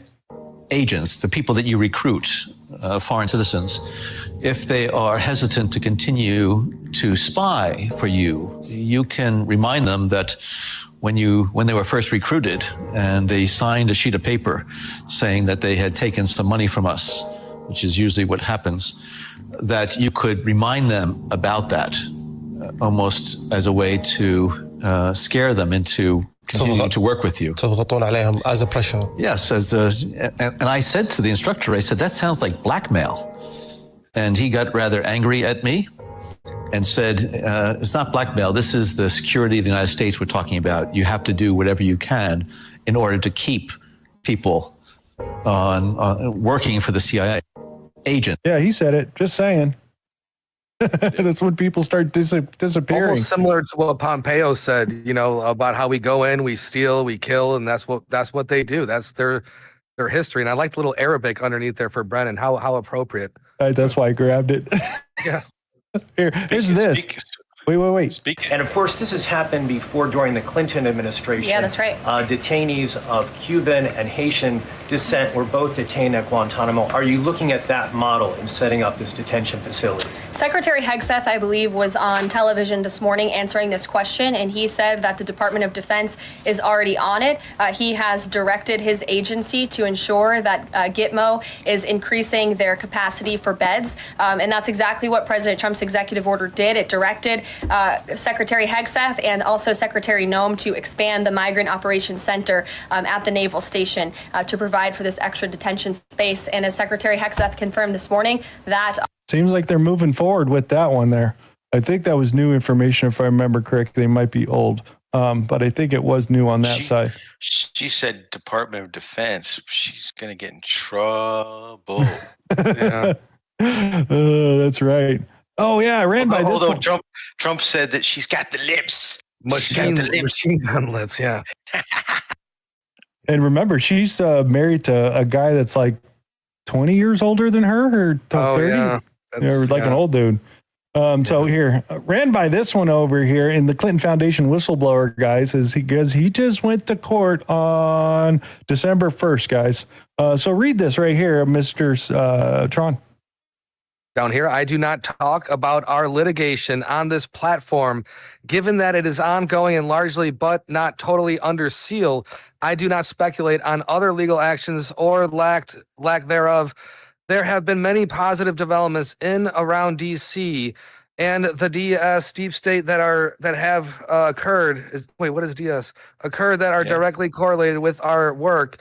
I can share with you that our two cases were recently consolidated. This is very positive development. So I was chatting with him back and forth, and because there's some people calling him out as a shill and nothing's happening, that you've been at this since 2017, nothing's happening, blah, blah, blah. And he's getting some shit out there, but I know that he had went over there and he did know that he had a positive experience, because I asked him basically, are you getting better traction with the change of administration over last one versus this one? Is it getting better for you? And he came back and said that it's very positive. They've got new information, and basically they've consolidated the two cases. So there's a Clinton Foundation deal that's coming out, Clinton and Foundation, the kids, the whole thing. And I think they just squeezed in the stuff about medical, maybe a little Dr. Fauci there in the same time, because they're all playing AIDS vaccine with Clinton Foundation and all that, North Africa and all that. I remember that. Who knows? That might be combined together. I'm not sure. And these things do take a lot of time. So, yeah. And you want to read that for everybody? Rubber Band Man. Okay. No, not the guy. Okay. Just the dates. They're 1 through 3. Bill Clinton testifies on December 17th, or 6 days from now. Hillary Clinton testifies on December 18th, or 7 days from now. 3. Epstein files release due date, December 19th, 2025. President Trump signed the Epstein You don't need to read the rest. Okay. You don't need to read the other crap. Those dates were the important ones I wanted to get into, because I had forgotten about those particular dates. So as long as we're keeping traction and everything, and this one's for you, Space Shot. Read that again. Oh, goodness. Pam, is President Trump. Pam, I have reviewed over 30 statements and posts saying that essentially, quote, same old story as last time. All talk, no action. Nothing is being done. What about Comey, Adam Shifty Schiff, Letitia? They're all guilty as hell, but nothing is going to be done. Then we almost put in a Democrat-supported U.S. attorney in Virginia with a really bad Republican past. A woke rhino who was never going to do his job. That's why 2 of the worst Democrat senators pushed him so hard. He even lied to the media and said he quit and that we had no case. No, I fired him. And there is a great case. And many lawyers and legal pundits say so. Lindsay Halligan is a really good lawyer and likes you a lot. We can't delay any longer. It's killing our reputation and credibility. They impeached me twice and indicted me 5 times over nothing. Justice must be served now. President DJT. Is this a repeat? No, this is recently today. September 20th of 2025. Oh, that's old? Ah, shit. Yeah, people are doing this thing where they showing drop tweets from without the dates. A lot of people are doing that lately. It's I hate nice that. clickbait. Yeah. Yeah, clickbait. All right. On the other side, I know this isn't clickbait. Tron, read this for everybody. There it is, guys. Just in, Trump personally asserts executive privilege to protect 4,000 plus documents, messages from Discovery in J6 civil suit court, given very bare bones list with no specifics. Look at this. So just saying, transparency. No, you can't have any of the information to sue the federal government back for all the feds and everything else that we did to those people and then put them in jail for almost 4 or 5 years. So sorry. We'll see what happens. Can't see the stuff about the movie yet. Yeah, exactly. President Trump's authorized documentation to impose a 5% tariff on Mexico and calls for the country to release 2,000 acre-feet of water December 1st. They're talking down there in the Rio Grande area and all that. They're having problems with the water. They actually closed 6 months ago the United States' last sugarcane processing plant in Texas because they weren't getting any of this water. So he's saying you're going to throw a 5% on top of it. We'll see what happens. So that's going down there. A couple more pieces of testimony here for people being dumb in Congress right here. Let's start right here. You know, he got a call from Obama after this. How many illegal immigrants being deported by the new administration would you find objectionable? Mr. Melnick, I'll ask you, 1 million? I think 1 million would be a disaster. 2 million? I think that is enough that would have severe negative ramifications for the United States. I'm not reading what Trump intends to do. I'm reading exactly what President Barack Obama did. I would really appreciate it if you would go out on social media and say that the President Obama did a horrible disservice to those people he deported, and he's as wrong-minded as every other Republican who said we've got to secure the border, because you can't have one being okay and the other one not being okay. Yeah, that happened in Congress this week. What else do we got? Again, the administration, Homeland Security, is doing the whole memes. And as long as we're talking about selling networks or whatnot, might get to that a little bit later. But they're making fun of it. I mean, I think it's fun, entertaining. We like memes. 600,000 deported out there is what they're saying. They're just getting started as they accelerate a lot of these things there. Data coming out there says, oops, why you keep jumping around on me? Says 60% of the rental demand in America was during the Biden administration was foreign born. 50% of the FHA loans with the U.S. government tax credits were given to foreigners. This is the stuff that they were using from Medicare, take the money out of Medicaid, Medicare, and they give it to illegals and refinance all those loans again and put the payments on the end, even though none of these people are ever making payments at all. And they kept them in there. That's huge amount of money that they were spending out there, guys. Crazy amounts. Even when you look at the welfare, cash, food, Medicare, and housing, you could see they have illegal head of household and legal immigrant household. You have the two difference there, and look how they're leading every single one of these. That's absolutely crazy. So, you know, again, a lot of dependence because why does America subsidize the world? This is why. They want to flood us. Imagine how wealthy we would be if we stopped just a little small portion of this, and then you throw on top of what Doge uncovered the last few months. I mean, we would literally have enough money to build data centers, gasoline, all that fun stuff. I mean, we would have the golden age of America, and this is what we're trying to accomplish methodically. But man, Veruca's salt, I want it now. We need to clean it out. So much cash. End the wars, take away the illegal funding is a start. This is good. Yeah. Also read by this clip over here. We're going to play a little bit of this guy here. This week, I started doing foreclosures on undocumented properties that the people had to leave in a hurry. I just left one. Pizza boxes, open pizza was still there. All the food was still in the pantry. They grabbed whatever valuables they could, left everything else behind. These are foreclosures, so these are homes that were bought using FHA, guaranteed by the government for undocumented people. Last month, over 252,000 people were deported in Texas alone. So all of a sudden, we're starting to see the effects now. I did another one yesterday. They come tagged as possible undocumented immigrant. Furniture's there, fish tank, dead fish. They left in a hurry. If you want to see that content, I played this a little bit before about another guy that actually does the job going through the house and has to ship everything back to whatever home country these people got deported to. But there's so many of them now, they're just closing them up. So, yeah, new reports, FHA loans that are starting to come out, starting to see the connections to everybody. And then we got Gold Card. Mr. Space Shot, you want to do a little reading? Yeah, that looks exactly like the thumbnail of that brief right here. Oh, kaboom. And breaking, President Trump officially launches the Trump Gold Card and Trump Platinum Card, which includes, 1, Trump Gold Card, quote, for a processing fee and after DHS vetting, a $1 million contribution, receive U.S. residency in record time with the Trump Gold Card. 2, Trump Platinum Card for a processing fee and after DHS vetting, a $5 million contribution. You will have the ability to spend up to 270 days in the United States without being subject to U.S. taxes on non-U.S. income. Trump says this is a way to, quote, unlock life in America. Let them pay their way. Yep, so that's starting on that. What else do we want to get into? What? Go ahead.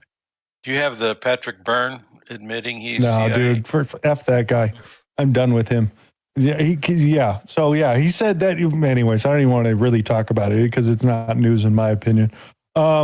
Department of Homeland Security just signed a $140 million deal to buy a fleet of the 737s to ramp up the deportation. So they're definitely getting organized to get these people out like Amazon. Another report, DEA reports that the fentanyl pill deaths are dropping, and also the potency of the pills have dropped by about 70% due to the lack of supply. So those reports are also being made here.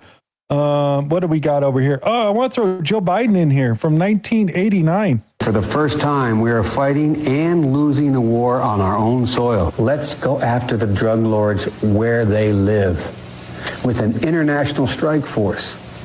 There must be no safe haven for these narco-terrorists, and they must know it. For the first time, we are fighting and losing a war. There we go. Just wanted to throw that out there.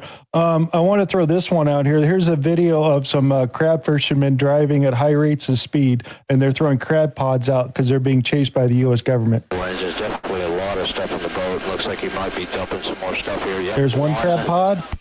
There's crab pods at like 80. How are their villages going to eat? It's like 90 miles an hour. He's got there's four motors on there. They're going to pay for that fuel in those motors. Yeah. About 5, 6. That's not fentanyl, guys.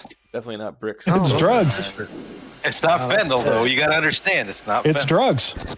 It doesn't matter. Cocaine. They're drug boats. I don't know what you keep talking about. It's cocaine and drugs. So, anyways, right here at the end, they all drop out, jump off of the boat right here. And they said, oh, they must have thrown out bigger guys. They're making a turn, and they all jumped out of the boat and swam to... Battlefield, right, guys? Yeah, exactly. Blow it up. Ran by this video here. I'm not sure this is definitely not from Mexico, to be honest with you, but this just shows some of the boats that are here, and you can see they're throwing stuff out here. And I'm not saying this. That's Minnesota. That's frozen shrimp. Come on. Yeah, it's shrimp, something like that. Look at all these. But again, there's like some Chinese numbers on the front of them, but they're very modular. They're all built the same. We know they're not fishermen because did you guys see any beer on this boat? I didn't see one cooler. There's no cooler, so they're definitely not fishermen. They're the small ones because it's down there in South America. Look at it. 1, 2, 3, 4, 5, 6, dude. How do you plane those motors? 1,200 horsepower, dude. Holy crap, dude. So yeah, there's that side over there. Oh, here, you throw a little bit of this out here. Raising Cane. Yeah, I mean, we have not. If you look back I'm almost over the done. arc of our deployment history over the last few years, we haven't had a lot of American combat power in our own neighborhood. I think that's. I suspect that's probably going to change. We'll see what we're ordered to do, and of course we follow that guidance. But we're definitely spending some time there now. So this announcement came out. In case you missed it, U.S. Army Western Hemisphere Command activated, establishing Army's first 4-star operational theater command based in the continental United States. The new command mission includes homeland defense and support of civil activities. So that's coming. And then that's interesting. And look, Trump seized Venezuela's cargo container with oil in it. Look, right here. Did it so calm? I got it right here. It's the largest in the world. It's the largest. Just took it right there. It didn't. Nobody stopped him. Just took it right out of the building. What did Maduro think? Don't worry. Be happy. La la la la la la la. Don't worry. Be happy. La la la la la la la. This is just not AI, by the way. Is this one's real? Yes. Yeah. Wow, he looks like he's in full panic. Wow. He said peace, not war. All right, let's get. He went on a tirade. Yeah, we'll get. Oh yeah, I didn't want to include all that. I want to save that for you. We need to kick it over and change transmission feeds over there as we go to the next part of the other stop of the show. And then, Mr. Space Shot, would you like to do a commercial really quick?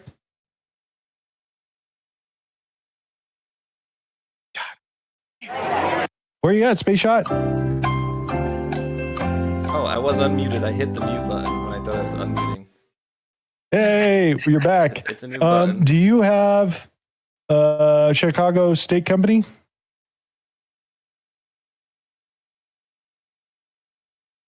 Freshy. Da, da, da, da. Don't worry. Be happy. Don't worry, life's crappy. No, I do not. Split off and do your thing. Yeah, why not? Whatever. You're on. Okay, I'm going to press the button and do it this way and get them out of here. I am muting Hulkinator. I'm going to do my own little spiel here. We're going to do premium action. Go. All right, guys. Looking for smarter ways to browse and to enjoy your favorite content without the ads? I know you guys don't like those ads. So get the Perplexity Pro bundle with Rumble Premium for just $19.99 a month when you sign up before December 31st. Normally a $29.99 value. With Rumble Premium, you'll get an ad-free viewing experience across all of your devices and access to exclusive premium content. No interruptions, just the videos and streams that you love anytime, anywhere. Plus, Perplexity Pro boosts your productivity with unlimited research, unlimited uploads, exclusive member perks, and access to the latest and most advanced AI models for faster, smarter answers every day. Save over 30% on this powerful bundle. Head over to rumble.com/premium before December 31st to sign up and unlock your premium experience. Commercial. Let me they're ready. So yeah, I dropped the link for that, guys. Hulk is still doing his thing there, but I dropped the link in all the different chats. 17-minute video I uploaded to Rumble and to the Tube, touching on a couple of things, and one of them is Patrick Burns admitting that he was. I still think they like CIA. it. And what's up, chat? Delicious. He's back now. I'm gonna watch some stream over here. And essentially, he said he was working for the. Yeah, I'm ready to go. Said he was basically working for the FBI before, but now not now the CIA as well. So we'll see. Let me get Rdoc stream in here, and here we go, ladies and gentlemen. Oh yeah, We're ready. Sir? You ready? Okay. Look at this beauty, Mohammed. The F-35, $100 billion. I'm only selling it to you. Habibi, my new toy. Mr. President, I'm worried the F-35 technology might leak to China. You, quiet, piggy. Don't ruin the deal. Mohammed, one rule. Only you fly it, nobody else, okay? No problem. Yana. Now this is power. Hey, She, how did you get in here? Are you here to copy the homework? Exactly. Control-C, Control-V. Next year, just buy my J35. Half price. You really are a genius copycat. Uh-oh. I think I got played. Bigly. Look at... Oh yeah, it's just funny. Now, it makes fun of some things related, but actually, China did have some new testing of some new fifth and higher generation aircraft in India, and Russia are going to be building some fifth generation aircraft for Russia. So the technology and the cheaper production is something that the global South and those countries are looking at. So the export of technology under the Biden administration, under the Bush administration, it did happen, and it's been going on for 30 years, and now we're caught. So here is some reality, though, is that South Korea and Japan did scramble some warplanes in response to a joint patrol mission, which was announced, by the way. The Chinese planes Chinese bombers and other aircraft were jointly patrolling with Russian bombers. There was some missions where I thought the Chinese jets escorted Tupolovs, the propeller-driven long-range bombers, and then there was also some other missions where Russian jets escorted Chinese, and they did some. I think it was one of the first times ever that they did some of these types of activities in a joint manner over Northern Pacific and over Sea of Japan and so on and so forth. So it riled up some folks. I just want to throw this out. Just my thought process on it is we're effing around in our own hemisphere, being the Western side. They are showing their might and power over on the Eastern side, saying, F you guys, if you guys are going to do that over here, we're going to do the same thing here. Get out. Yeah. So basically, yeah, you had the Russian MiGs. It's a MiG. I don't know if that's an SU or a MiG. I have to look at it closer. And then escorting the Chinese. And then the same thing was done just a couple days prior, where the Chinese jets escorted Russians. Now, here's another little funny for everybody. Let me make sure the volume's turned up. Hello? Donald. Ah, look who it is. You want to end the war in Ukraine? No. Okay, so what's up? More like what's up with you, big guy? Are you going to do it? Do what? You know, it. What's it? Venezuela. You're gonna do your own special military operation. Special military. Yeah, I'm thinking very strongly about it. I'm thinking very strongly about it. Don't be a punk, Donald. Quagmire awaits. Who's Quagmire? Is that one of Hegseth's drinking buddies? Once you surround a neighbor with your military, you must go all the way. It's like Gun in Chekhov play. Well, I do love Chekhov. He was amazing in Star Trek. Don't check. It's time to make history. Great. Maybe no one ever won war on drugs. No. Or war on terror. Okay. Or war of regime change. Tell me more. But that's because no one ever tried to do all three at the same time. Wow. It could be you, man. You really think so? Yes. You think it would get me a Nobel? I would nominate you myself. These guys are just so funny, man. That's pretty good. I get a kick out of them. It's like South Park, but geopolitical. All right, and now you dropped this, I think, Yes. Hulk. So tell everybody what this is. Well, this I just had to go look because they posted it. I'm all, where the hell is this from, or where, when, and where? It's like December 2nd. He's in Qatar, and he's meeting with the co-part of what would be the equal to an FBI head, intelligence sharing and all that. But this is a very ceremonial thing. You can see the lower picture below it, and then obviously the Thompson minigun that they have there. The guy on the right brought that. They took a picture with it, so he didn't even know that was coming. So so he's presenting this to Cash, or Cash is presenting this to him? They're using it as an agreement that they're going to share. He is still taking the gun with me. So the guy on the right brought the gun, and he's taking the gun. So this is a special weapon deal that they have at Qatar. That's what, to my understanding. I understand. I don't know anything else about it. I didn't really know even he was in Qatar. I haven't looked at it, so just figured I'd drop it. Interestingly, I'm waiting for him to show up in Saudi Arabia too. So I'm still looking for that photos. I'm sure he's over there. So I don't know if there is volume here. This is Bulgaria. Yeah, this is Bulgaria. So a million people in this crowd. Bulgaria, which is where the guy, remember the guy with the big tall guy that had the tennis shoes, and he made fun of Donald Trump with with Macron and whatever. Do you remember that whole situation? Barely, Armenia, dude. the confusion with Armenia and the conflict between Armenia and Pashinyan and those guys, and Donald Trump used the word, I think, Bulgaria, and was kind of, that guy made fun of Donald Trump basically.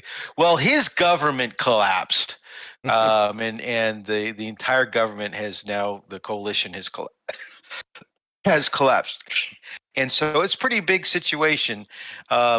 So Prime Minister Rosen Zeleznikov has announced the move that the government has resigned due to the protests and the no confidence votes and so on and so forth. So this is a pretty serious deal.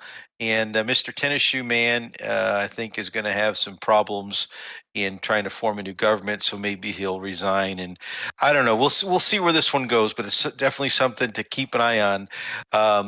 There's pro EU guys. Excuse me. I took a drink right before I started talking. And nationalist factions, what they're calling nationalist factions. Basically, there's a pro-Russian community, there's a pro-Muslim community, and then there's a pro-EU mix of the two. And there's a big mess. Here's another little funny we'll cover here.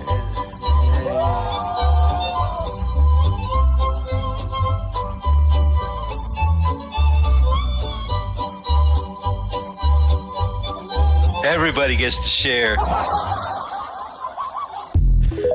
right, so we'll get into some of the meetings that happened with the Europeans and Zelensky in just a little bit, but I figured I'd drop the funny in the very beginning.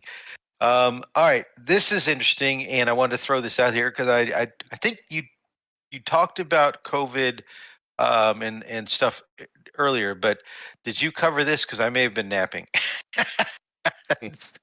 Somebody want to read that, or maybe we'll just. Well, he's shutting down the gain of function. They're putting a lot more restrictions on it, is what they're doing, and not allowing free reign through the FDA and the rest of the groups with the NIH. How this gets into Dr. Fauci and all that, like I said, with the Clinton Foundation whistleblowers, I think he's got a big enough problem over there on that side, because that's including in a lot of this global initiative they used to do in medicines way back then. You remember that? You talked about that a long time ago. Yep, that's right. Yeah, that's exactly right. There's also some new news release being released that talks about the positive link, new studies. And I told you guys these studies were going to come out. You wait 4 or 5 years. We're there. 2020, 2025. We're now 5 years into this stuff, and now the studies are coming out, absolutely linking myocarditis and all that, myocarditis and everything like that we talked about. It's so bad, and it's getting worse. And we did say it from the very beginning. Okay, so this is Serbia, another big group. Now, Serbia is a place where the EU has been trying to overthrow Vucic's government. 1.3, almost 1.4 million people in Belgrade. But they're not protesting EU or for EU. These are Christians singing songs, Orthodox Christians, by the way, singing songs that Christianity will prevail. Yes. So I think that's pretty powerful stuff, especially given the timing of the season. And then, of course, let's see. This is the news. Now, I was going to cover this, and you kind of dipped into it as well. You covered the gold visa situation here, and the Trump gold card plan goes live. So for $1 million and $10 million, that's really not too much different than the way the H-1B visa was set up there. I think it was, $1 million and $5 million. You open up a business, invest $1 million, $5 million, and in parts of Texas and other places, they got a bunch of Mexican drug lords that moved in. They're all living in the United States now, by the way. They don't live in Venezuela. They don't live in Mexico. They live in the U.S., and their kids go to U.S. schools, and they form their own little gangs. And one of the neighborhoods in North Houston is full of them. All right. So, but this also happened related to immigration, and that is that now the Custom and Border Patrol, or Custom Border Protection Agency, I guess they're called now, basically are considering and proposing. They're proposing that a new policy be implemented, and so this is going to happen, where, and it's not differentiating between visa waiver countries and countries that require you to have the paper visa. So, when you have a reciprocation, like between the UK and the United States, you don't need a visa. You just show up with your passport, you arrive in the country, you get that little stamp in your passport, that's your visa, and you could stay in the country 90 days and so on and so forth. So that's the visa waiver program that we have with a lot of other countries. Even those countries will now have to have its citizens, if they even just come for a visit, the government will now be checking social media history up to 5 years. 10 years on emails. Yes. 10 years. Oof. So this is a big deal. Basically, the COVID pandemic gave them the. I'm looking for the breakdown. I got a breakdown of what all those little pieces are, because I read through it. I was like, holy shit, no way this is true. I'm looking for it right now. So basically, get your travel in now before this goes into effect. Otherwise, you're possibly not going to have a visa, because what will happen is the other countries will reciprocate. They will, and they want to. They want to be able to track us. That's the whole purpose. So deep state ain't dead, even though Donald Trump is president. They're still very much alive and well. And in the name of protecting us from terrorists, we got Patriot Act. In the name of protecting us from terrorists and drug traffickers, we're going to get more stuff, more deep state stuff. Okay, that's the start. So let's jump into the first big news. Now, you remember Donald Trump, you played that little deal. He said, I solved 8 wars. I got 8 wars. I'm trying to get the ninth. I got some issues with one. I hope you got that video. Well, later on I got some stuff. So what happened in Thailand, Cambodia is escalating, and it's not good. So part of the issue is that the conflict that he says, I solved the war. He put a ceasefire in place. He got these two leaders to come in and basically agree, okay, we'll get some favorable economic treatment and reduction of U.S. tariffs. Let's agree to not fight. And so they agreed and settled their conflict, and Donald Trump took credit for it. I want my Nobel Peace Prize. Okay. Well, Art, before you go too much, solve wars unless you solve the root causes. And the root cause of this conflict has never been addressed, and it started up again. And now we're getting reports that Cambodia is saying that or was it Thailand? One of them is saying that they have evidence now that Western forces were the ones that started the attacks. And so this is now escalated where one side blamed the other and has resulted in airstrikes, and they're now displacing thousands of people, and they're saying it's worse now than last time. Go ahead, Hulk, real quick. Can you grab that link? Because the thing that you're referencing about the visa thing is a lot bigger than you think. Can you grab that and show that on the screen really quick before you go too far there? I just dropped it in the bottom of Discord. Okay, you dropped something new.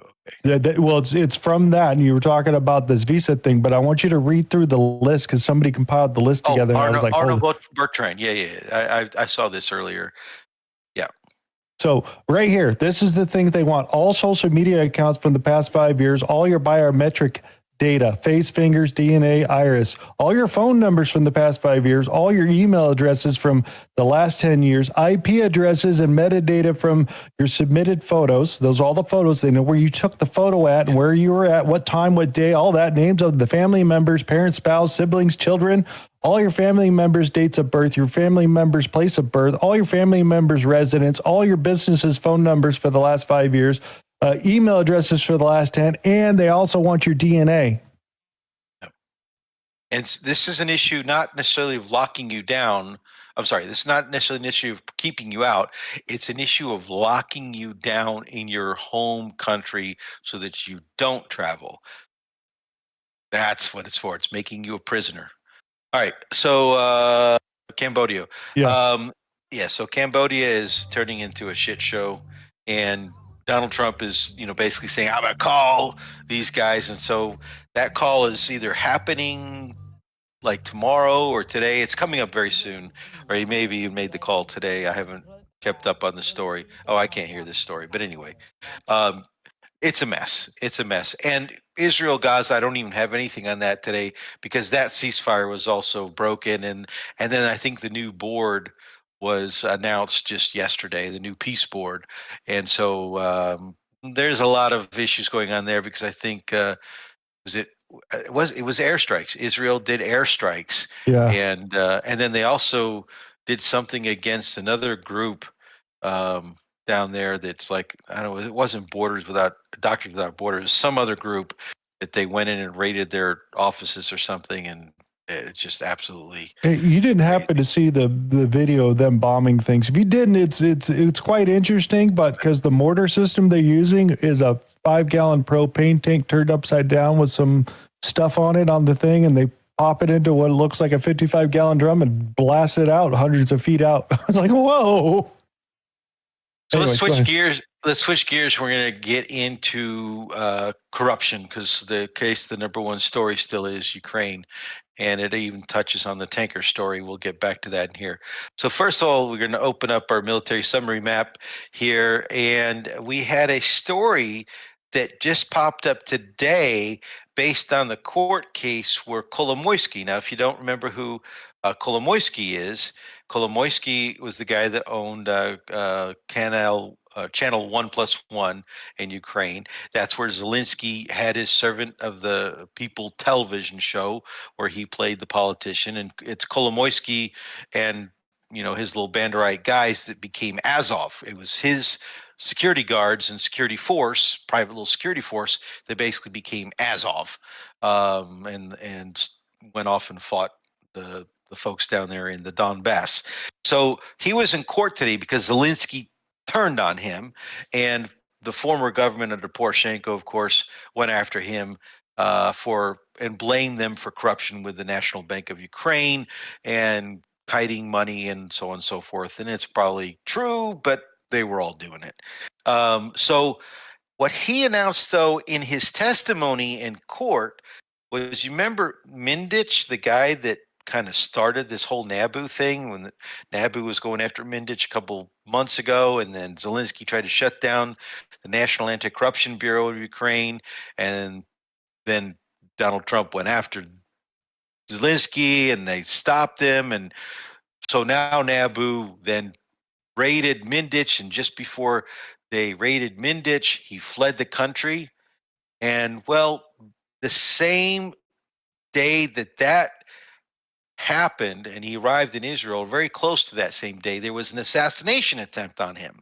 And so supposedly the housekeeper was wounded, and so he's fled to Israel. So this assassination attempt happened in Israel. Okay. Well, what's interesting about that is it happened basically the same day or the next day.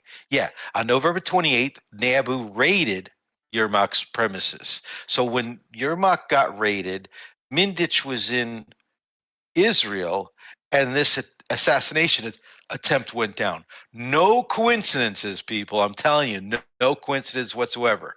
So the story is that it was a suppressed Makarov pistol.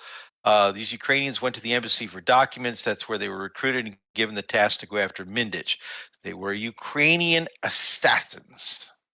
Now, the basic belief is that this was an attempt by Zelensky to silence Mindich, because they're afraid that he was the one talking. Remember when they all flew around and they met with each other was it Istanbul? Yeah. He flew to Istanbul and he met with Umarov and those guys. Do you remember that whole thing? And then Yermak flew to the UK and met with Zaluzhny.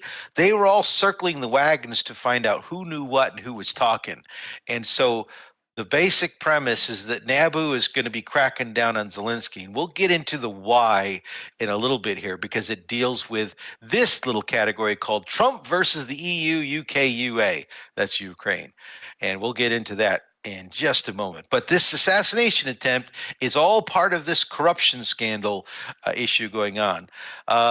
So more details on the raid on Yermak's premises. They found passports, British, Israeli, and Bahamian passports in the name of Zelensky and Yermak at Yermak's residence.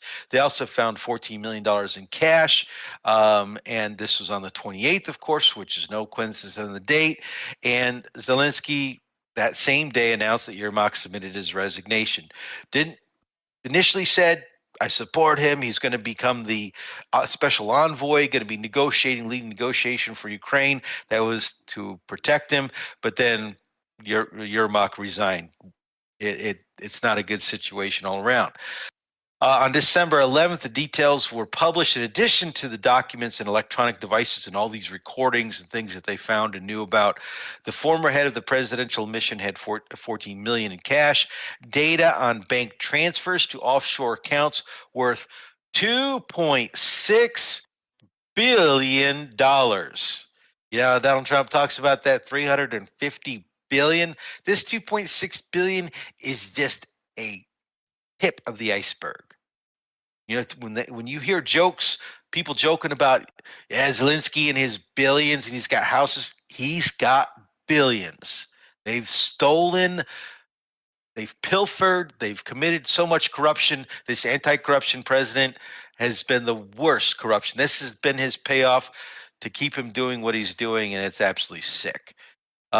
So anyway, that's the update on that. And let's see, New York Times. So this also broke. So the call with these European leaders that happened, that got leaked, that we talked about last week with Stube making some comments on there. Well, it went into more detail, and where these European leaders behind closed doors, according to the New York Times analysis of the data, they were discussing the systemic, huge, unacceptable problem that is Ukraine. They know it's corrupt as hell.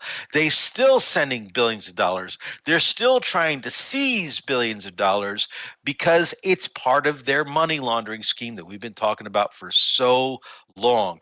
They're aware of it. They don't want to stop it. They know if they stop, the game's over. Nobody wants to be left on the merry-go-round, and they got to get their hands on the money.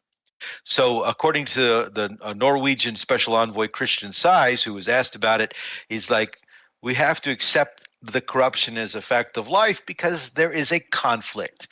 No, it's the other way around. The conflict is there so that they can get the corruption. All right. And then we have Mike Flynn, General Mike Flynn, talking about the corruption comment, because even though the corruption is ongoing, do you remember that multi-billion-dollar deal that the Biden administration passed back in right before he was removed from office? Well, Congress helped pass it, and in that bill, and we'll talk, I think we'll talk about it a little bit later on, there's $800 billion. Is that right? $800 billion. We're just going to print that, right? Yeah, it's not really 800 billion. It's $800 million is what I understand is going to Ukraine. Somebody tapped an extra three air. I think it was because he said that. 112, the bill is passed without objection. A motion to reconsider is laid on the table. Okay, so this is the National Defense Authorization Bill, and not only is it's a multi-billion-dollar bill, spending deal over the next 2 years, I believe, and $800 million, which is broken into two tranches, or maybe it's $800 million this next year and then another chunk of change the year following. Just shy of $1 billion, right, is going to Ukraine. And is so yeah, we're still giving money to Ukraine. Sorry, and General Flynn, of course, jumped all over it, which is good. All right, so what's happening? What's driving this stuff? We have some news today as to how things are happening. And so we have today Peskov, during a meeting that was happening with Putin, an update with Putin, the commanders talked to Putin, and basically Peskov announced that Seversk has fallen. Now, Seversk is the very important militarized stronghold that protects the flank of Kramatorsk and Slavyansk, which are the last two cities in the Donbass, in the Donetsk Oblast, that they're arguing about in this peace plan. Ukraine should pull out of the Donald Trump proposed peace plan. Says, Ukraine, you should leave the territory of Donetsk and we freeze the lines elsewhere. Russia says, we can work with this. Ukraine says, we're going to fight. We can't give up our territory, and we want to take back Crimea. And so, well, Russia says, we're going to take it anyway. And Donald Trump says some stuff we're going to get into in a second about that very situation this week on his interview. So today, Seversk completely fell. And so we have the... Успешные наступательные действия на этом направлении значительно приближают новое, успешное, не сомневаюсь в этом. Basically, they're kicking ass, and he knows it. All right, so what is Seversk? And just to show you on the map, because this is important, this is Seversk. This is the rest of the Donbass region of Donetsk, okay? And then Zaporozhye is down here. So this town, Slavyansk and Kramatorsk, are the last strongholds. All these little white things are defensive fortifications that are dug into the ground. And so what has happened in the last about a week or so, this battle's been going on for quite some time, but we'll just back it up for 2 or 3 days so you can kind of see how this thing has progressed and how fast it's progressed. So we'll go back to the 4th or 5th and then watch the territory here. And there's a little river here, and this roadway up here is also very important because the Russians cut off the supply lines here. They're cutting off the supply lines here. There's no way for these troops to get supplied, to exfiltrate without getting under drone attacks. The drones can fly and bomb everything here. They've been bombing bridges. They're also cutting off territory here and getting ready to circle. And so watch what happens to the troops that are left here in this town as the clock rolls forward. Boom, boom, boom, boom, boom, boom. And then we are basically at today. Boom. And so this has all been confirmed by geolocations. The Syrskyi and his generals are trying to tell the Ukrainian people in the Western media, no, this is all a lie. Everything has been geolocated. You've got Ukrainians trying to hit Russian troops with drones, showing where the Russians are. You show the Russians holding up flags. This Syrskyi has fallen. This is huge news. Very, very big news. All right. Moving on. And it fell before the end of 2025. And there's going to be more. All right. Mirnograd is falling. And this is important. Whoops, where'd it go? I pulled it out of the thing. How did that happen? Let's do that again. Boom. All right. So the last Ukrainian defenses, and we'll just let this video play below. So this is Mirnograd, and the last Ukrainian defenses of the besieged city are being breached by Russian forces who have now entered the city center. There are still parts of the pocket still under Ukrainian control, but they've decreased to around only 2.8 kilometers. Now, just understand, a kilometer was a 2.2? Let's see. Yeah, it's about 2.5 kilometers per mile. So you have a 1 mile square area that have the Ukrainians packed into it, over 1,000 of them, maybe close to 2,000 of them. And they're in these buildings and they're not able to surrender. Some of them want to surrender. Some of them have even shot their commanding officer so that they can surrender. It's bad. It's very, very bad. And the ones that don't want to surrender, the ones that keep on putting up a fight, the Russians are just lobbing fuel air bombs, big bombs, into these buildings in the city center, the Citadel, and just destroying them. So this is Pokrovsk. This is Pokrovsk here. Pokrovsk already fell. This is Mirnograd. Notice there's no yellow highlights anymore because these guys can never escape. Nobody can get to them. They can't get out. So the territory is not under control. They're just there and not surrendering. So let's back up the clock a little bit and let's watch how this has been taken as well. And so here's the city of Mirnograd. And so down the south here, all these troops had to leave and flee to the north before they were caught and captured. Many of them were captured, and as they were trying to get through the fields, they were systematically destroyed. And the Russians moved into the south of the city. And we moved forward, and the Russians began moving in from the east and from the north, and pushing in from the west on all sides, and then closing off this key roadway. This is where the another highway of death. There's hundreds and hundreds of Ukrainian vehicles here where they tried to come in and try to break through this siege barrier. Not successful. And so this is as of yesterday, and all these territories have now been geolocated. And so if we move in here a little bit closer, you can start to see along this main road here, you can start seeing some tall buildings, and then this is the railway station up here. This is the last of this, what they call the Citadel area. And so this couple blocks of streets is 1 mile by 1 mile. It's really 500 kilometers or 500 meters by about 2 or 3 kilometers is where most of these Ukrainians are. There's a few elsewhere, but these territories are falling. And then we get to the news today where I think there was a big road in here, and then this whole area is being systematically just destroyed. And so this will be done by the end of the year. Mirnograd will fall by the end of the year. And so that's bad news for the Ukrainians. Meanwhile, down in Guliapoli, the other big city, this is down in Zaporozhye region. So we were just up north up here in Kursk area, and then now down here in Zaporozhye, this whole big territory is getting ready to fall as well. The Russians have been pushing up, and took Stepnogorsk down here, and this is a big city, the beginning of the big city of Zaporozhye. Russians are within about 10 kilometers, 15 kilometers to the city center, 20 maybe. That is still within the fiber optics drone range. And the Russians now have no barriers except these few fortifications. They're open fields to be able to move north, but they're going to move this way and start rolling up this flank to this town of Orekhiv.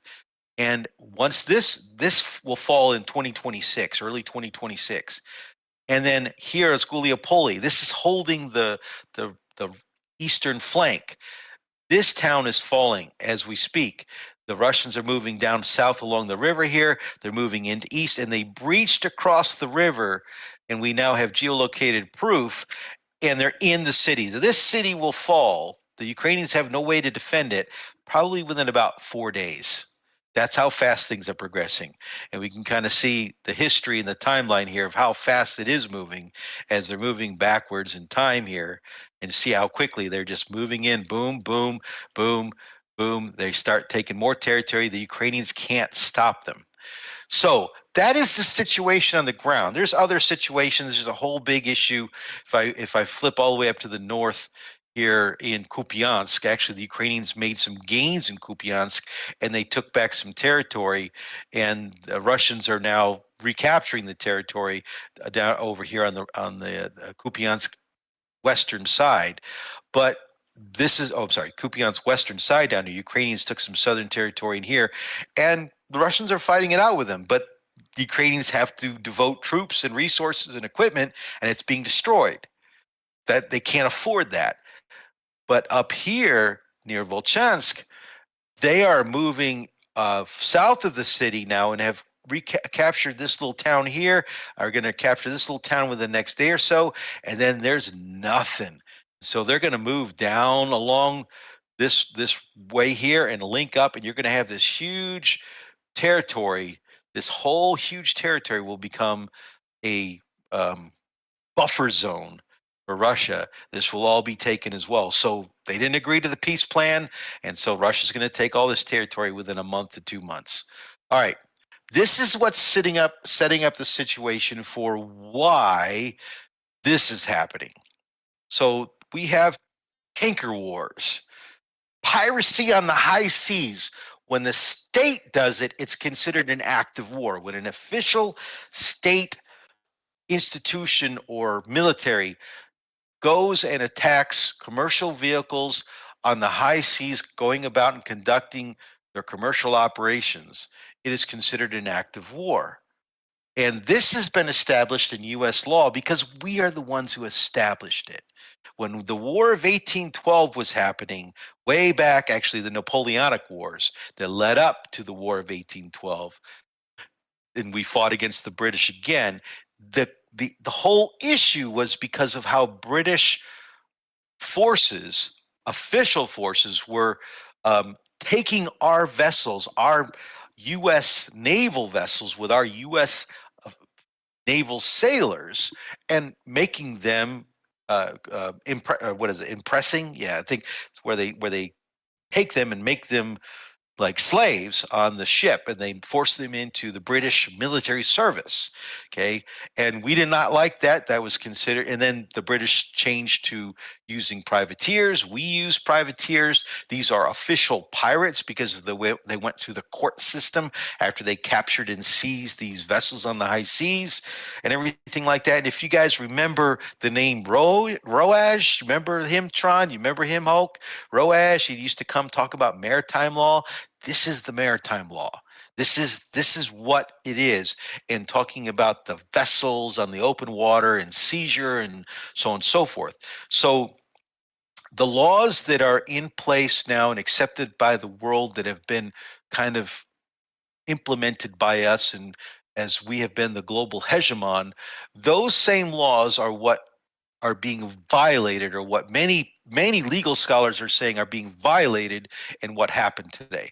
But before we go into that detail, I want to remind you of this meeting between Yermak, the guy that's in trouble for corruption. And by the way, that's Sergei Lishenko. Remember Black Book, the Black Book that had the fake information that started the Russian hoax. That's him. Okay. And so this is Andrei Yermak, and the Yermak-McFaul International Sanctions Group, their little meeting where they plotted stuff out, and McFaul was the CIA and Yermak with Ukraine and the Zelensky government, all the corruption. That was their little scam. McFaul's teaching in the U.S. still, and this little group is still functioning.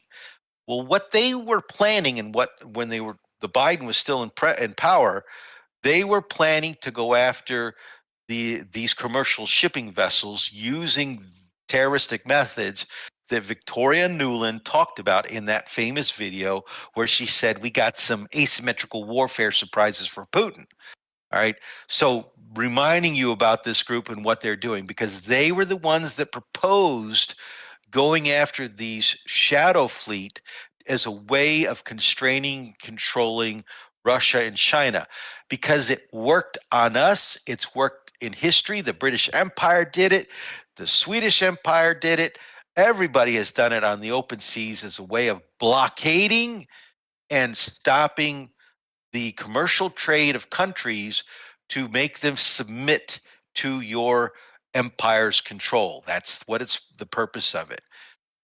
So, going back a little bit in time, a few years ago, there was a period of time, if you remember, where we talked about it on this show, where the Iranians seized 2 tankers. Do you remember that, guys? And so what happened was Greece went and seized, or was it Cyprus? It was Cyprus. Cyprus went and seized, or maybe it was Greece.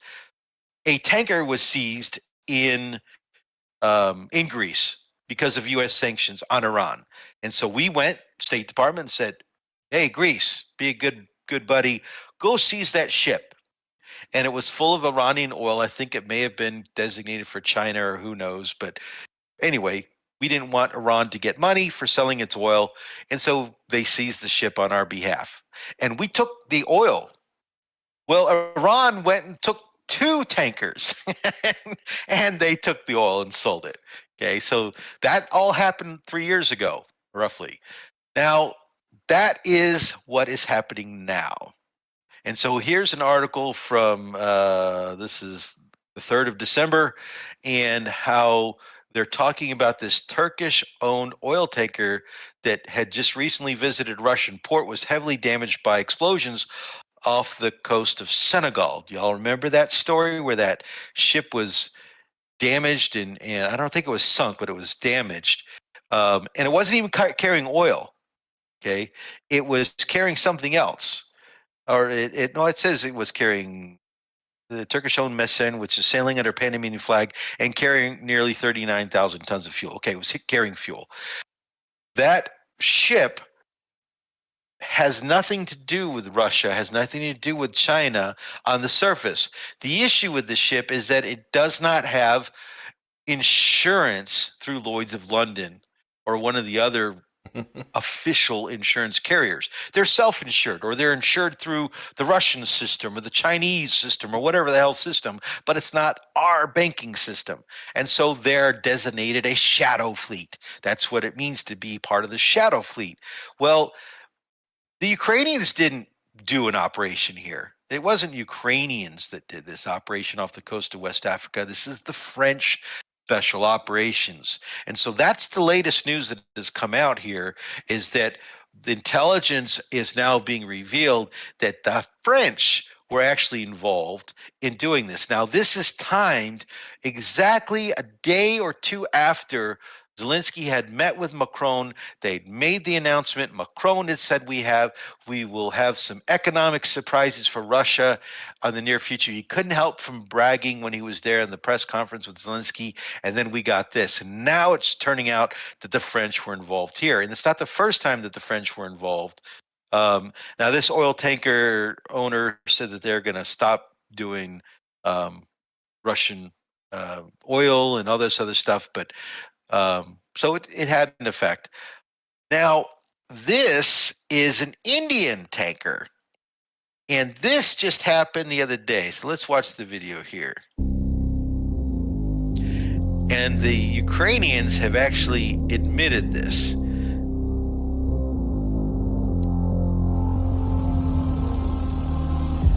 Boom. So that's one Marine drone hit it. This was published by the Ukrainians, by the SBU. Is that what this thing is, Rdoc? This is the view from a boat drone or a water drone? All right. You get the idea. All right. So they hit this ship, and they hit this Rdoc? ship in... Sorry, buddy. I'm over here. I had you guys muted still from the commercial. That was the view from like a boat. That last one was the view from a boat drone? Drones. Marine drones. Crazy, yes. huh? They have cameras on them, and we have helped. We're helping with the communications for those drones off Romania. Romania is how we do this, and we fly these Global Hawks and other types of patrol. This is a Boeing RC-135 that are helping to boost the signal and communicate with these Marine drones. So this is our intelligence sharing and whatnot, and our technology that allows these drones to operate. They come out of Odessa. Sometimes they come out of the waterway. They come out of Romania, in all honesty, in some cases. But they basically attacked this ship off the coast of Turkey in international waters, although I think the Russians may say that this territory is Russian territory. But it was on its way to a port somewhere over here, and the Ukrainians took credit for hitting it. So Ukraine attacks Indian ships. So the Indians are pissed. The Turks are pissed. Turkey is pissed because this is like the 5th or 6th vessel now that have been hit, and this is a part of a pattern now that is developing where they're going after the fleet that is not controlled by the deep state bankers of our Western banking financial system.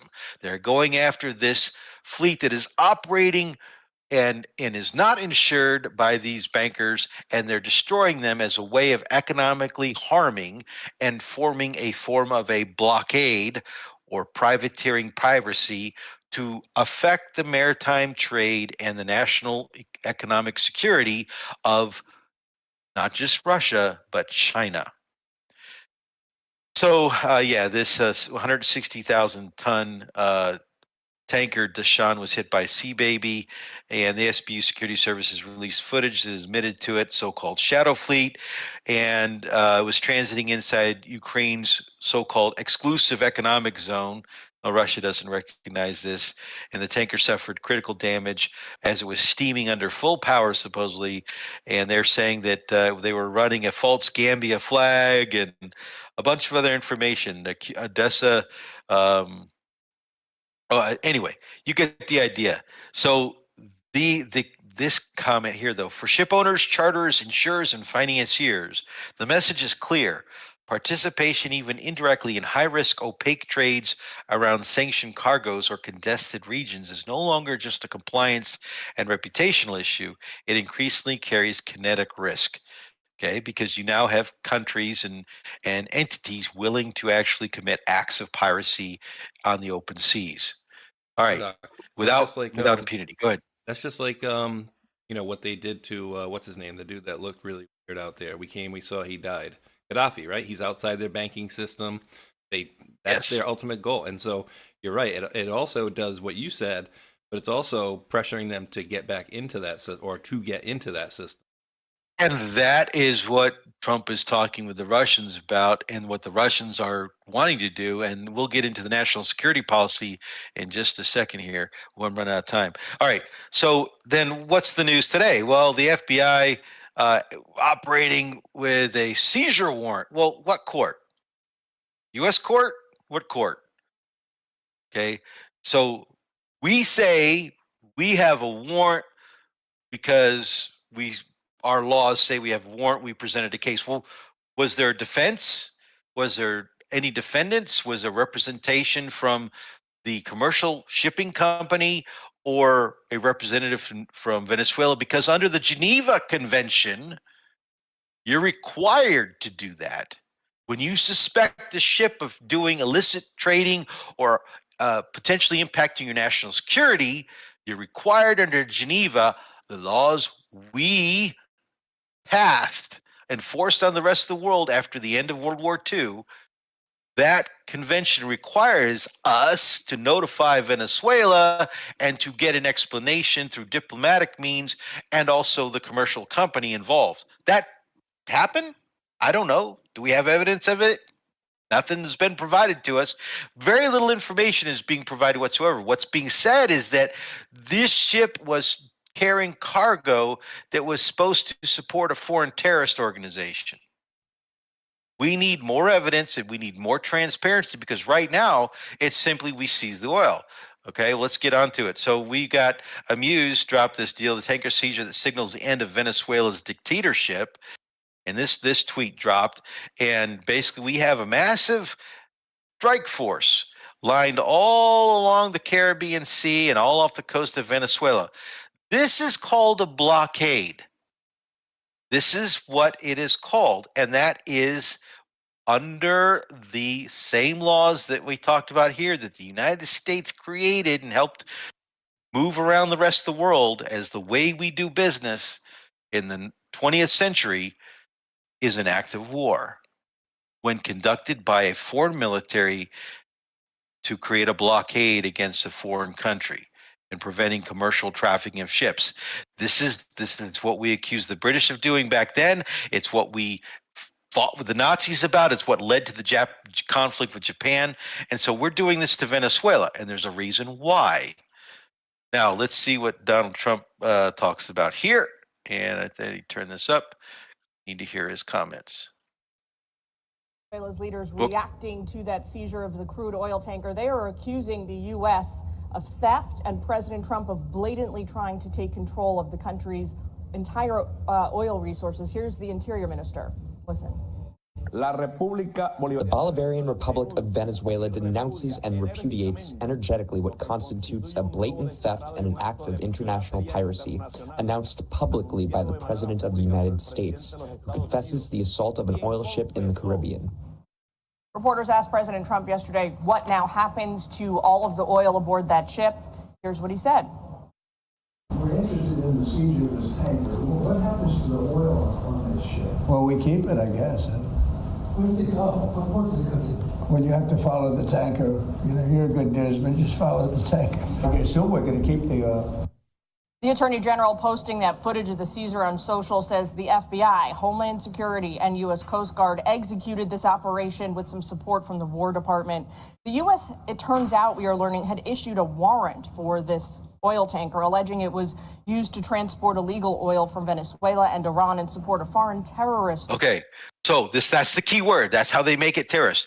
Because we designated Iran and Venezuela as terrorist organizations, and that foreign terrorist organizations, then we kick in this law which involves the Coast Guard, Homeland Security, and the FBI. Now, these organizations aren't on the coast, aren't part of territorial waters of the USA. They're interdicting this vessel in international waters, a vessel that's supposedly transiting in international waters, and there's very specific laws about this. Okay, so the way that warrant was created and sent to a U.S. court, because we designated Iran and Venezuela both as terrorist organizations. Now, this vessel was heading towards Cuba, carrying oil, and ultimately was likely going to be refined, and then refined products sent to China, or ultimately another vessels would distribute this oil to China. That's where it's believed to be going. And China has an economic relationship and does buy oil from Venezuela. Well, we don't want them to. We want to hurt China. This is a financial war, active war, and it is a shot at China in the backyard of the United States, our hemisphere. And that becomes a very important part of what we're going to be discussing next. So China, Mario Nafal had somebody on discussing this today, basically talked about how the oil refinery, the China's Caribbean oil refinery, is the real reason that we're doing this. Great. This is John Kirakau, ex-CIA officer. Good discussion, good analysis. We don't have time to go into it now, but basically, he ain't wrong. This is all about our hemisphere and maintaining hegemonic control of the hemisphere. And then this comment here was really interesting, so I grabbed this. Everybody's talking about fentanyl traffickers and narco boats. It's never been about drugs. It's never been about drugs. The cocaine that we saw in those boats, they ain't going to the United States. It's going somewhere else. And it ain't fentanyl in those little drug boats. And that was supposedly all about fentanyl. That's the way it started. Go back, watch the shows. It started about fentanyl. It's never been about fentanyl because fentanyl doesn't come that way. Fentanyl goes in through Mexico on foot traffic. More drugs come in from Canada than are coming in across the Mexico border right now. And those Canadian drugs, are we going to war with Canada? Nah, nope.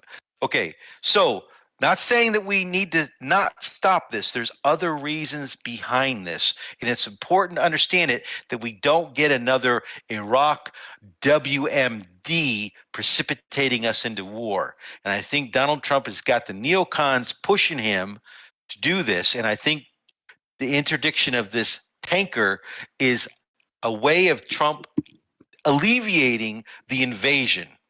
So before, remember, we were talking about, oh, we're days away, moments away, hours away of U.S. troops going in and conducting operations inside Venezuela. Okay, well, that's not a good idea, and that could suck us all into another Vietnam, right?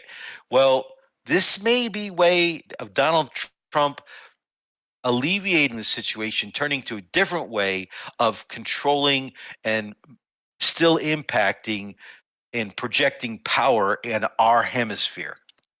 All right. So this is what Donald Trump says. I think an interesting day from the standpoint of news. As you probably know, we've just seized a tanker on the coast of Venezuela, a large tanker, very large. Largest one ever seized, actually.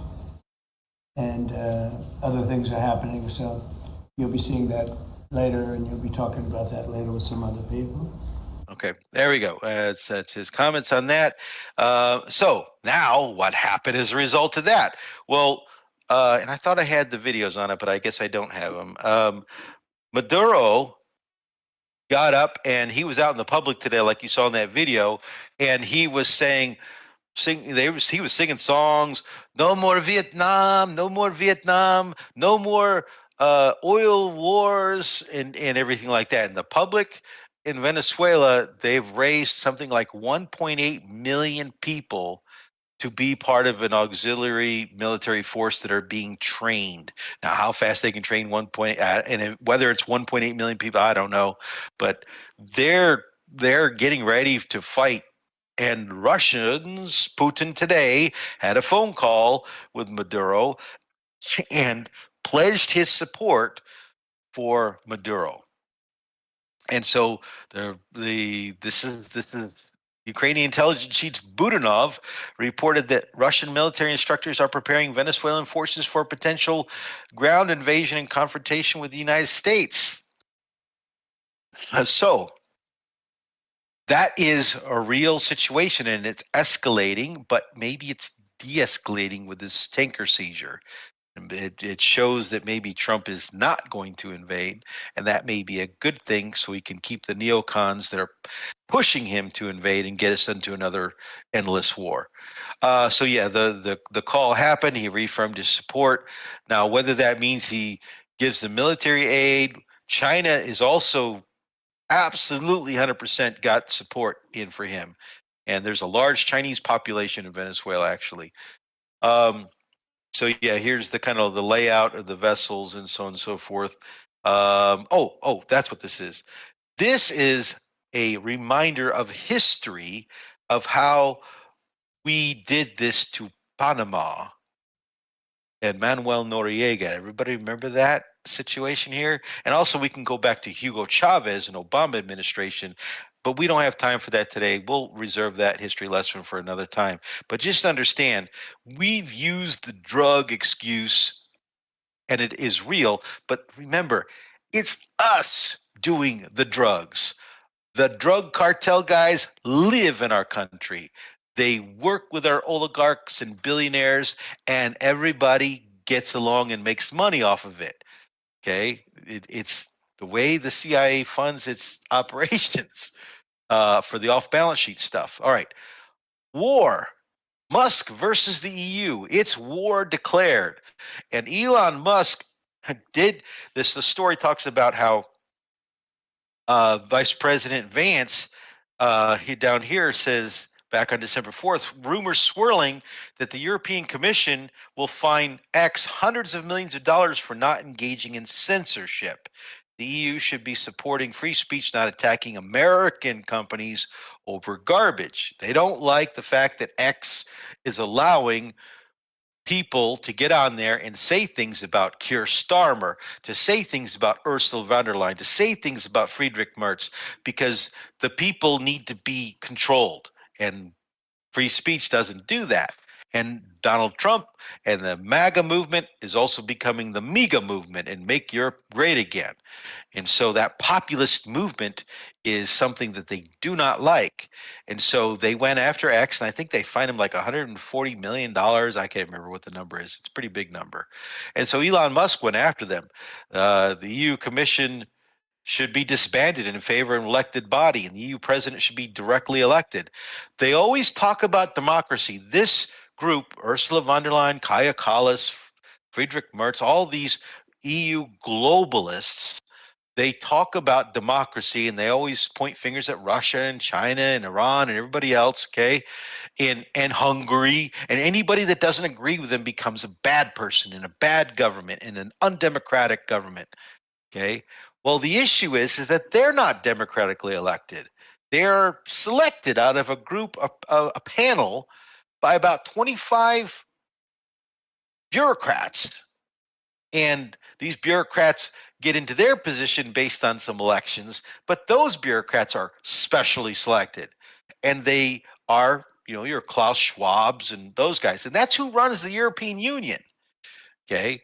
And they really don't have they're not supposed to have sovereign authority over these countries, but they use the economic and financial system as leverage to make nations do things, like Italy because it needs money, or Hungary because it needs the oil and gas. Okay, so that's what's happening. And so here, Chris Pavlovsky should, or actually Elon Musk says, the EU impose this crazy fine not just on X, but on me personally. So Pavlovsky jumps in there and says USA should sanction the EU immediately. That's right, Donald Trump. The EU needs to be sanctioned. You need to slap them down, and you need to slap them down hard so that the people and the governments, their budgets start to fail. And so the governments have a vote of no confidence, and they have to elect new leaders and get these globalists out of there. All right. Elon Musk also revealed that the European Commission tried to go under the table and offer a secret deal if they would allow them to spy and censor and not tell anybody. Okay, and that news broke as well. And then this is Glenn Greenwald talking about how just to remind people, the interference in Marine Le Pen's election, Romania's Kylan Georgescu's election, this in the AfD in Germany. We've covered all this stuff. If you watch the show, you understand just how bad the European Union is with democracy and free speech, and they need to control it. All right. Now, that's Elon Musk's war versus the EU. Let's get into Donald Trump's war versus the European Union. We will run through all of this very fast. And then we're going to probably have to end the show with brief discussion about Russian assets.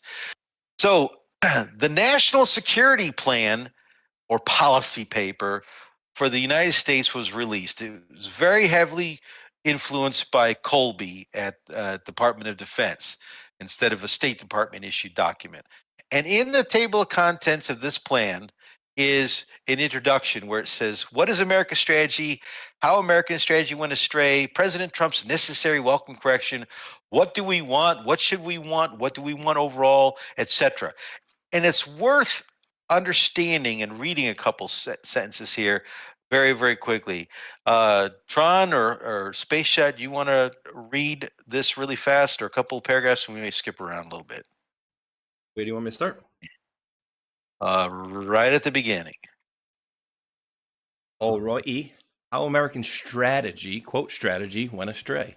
To ensure that America remains the world's strongest, richest, most powerful, and most successful country for decades to come, our country needs a coherent, focused strategy for how we interact with the world.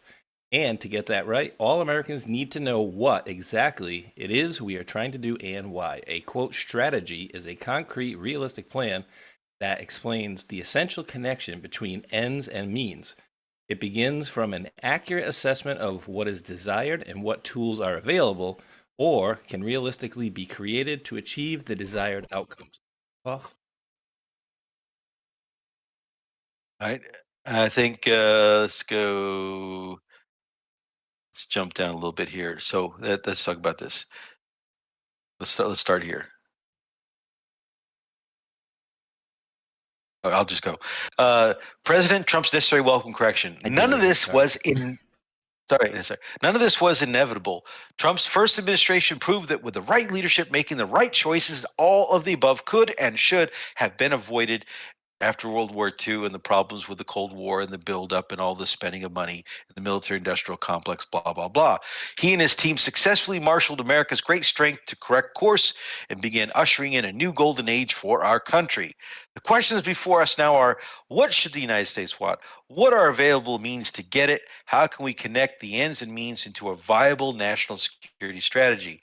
And it goes into, what do we want overall? Well, we want a safe, sovereign, independent republic that secures God-given rights. Great talk. We don't want drug trafficking, human trafficking. We want fair trade. We don't want espionage. We don't, all the stuff that any country in the world wants, right? No adversary or danger should be able to hold America at risk, especially in our own hemisphere.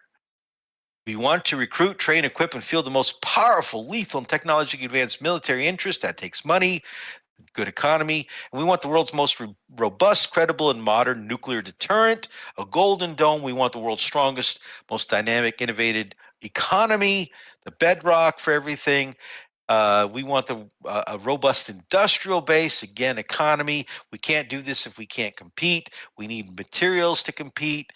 So we have to make sure we can go get those materials and be able to compete, and so on and so forth. And then we get down here, it gets into culture and spirit. We want to be able to project soft power, basically bribes, leverage, financial leverage on other countries so that we can have their attention and keep them as an ally instead of somebody else, convincing them with money and influence to go partner with them. BRICS, China. What do we want in and from the world? Well, we don't want narco-terrorism. We don't want transnational criminal. We want the Monroe Doctrine. Very, very important. We don't want foreign actors anywhere near or being able to threaten our people, blah, blah, blah, blah, blah, blah. We want good oil and gas supplies. We want good technology, et cetera. We need to have core vital national interests, okay? And how are we going to get it? And this gets into the issues of what we're seeing right now. This is the basis for Greenland. We talked about the spheres of influence, zones of control. We've been talking about this all year long. And we're in 2025. So we've been talking about this since Trump got elected. Okay. And that is the basis for what's going on in Venezuela. It's in our hemisphere. It's in our backyard. It has drug connections. It endangers our economy. It endangers our population. And it benefits China and Russia and BRICS. And we don't want a powerful South American economy where they all have peace together that's going to be a direct competitor in our hemisphere. We also don't want Canada to be strong. Canada's weak. Canada needs to be our 51st country. Are you starting to see the pattern here? There's a reason behind all of this, and it is because the West is failing economically and culturally compared to parts of the world that are growing. Middle East, North Africa, Central Africa is the biggest growing. The subcontinent, India, and South America. These are the projected growth economies of the next 20, 30, 50 years. Not Western Europe, not the United States, those areas. Okay. And we need the resources. They have the resources. We want the resources. We don't want the competition, and we don't want somebody else like China or Iran or Russia gaining influence through soft power and helping them develop and control the resources in our own backyard. It's as simple as that.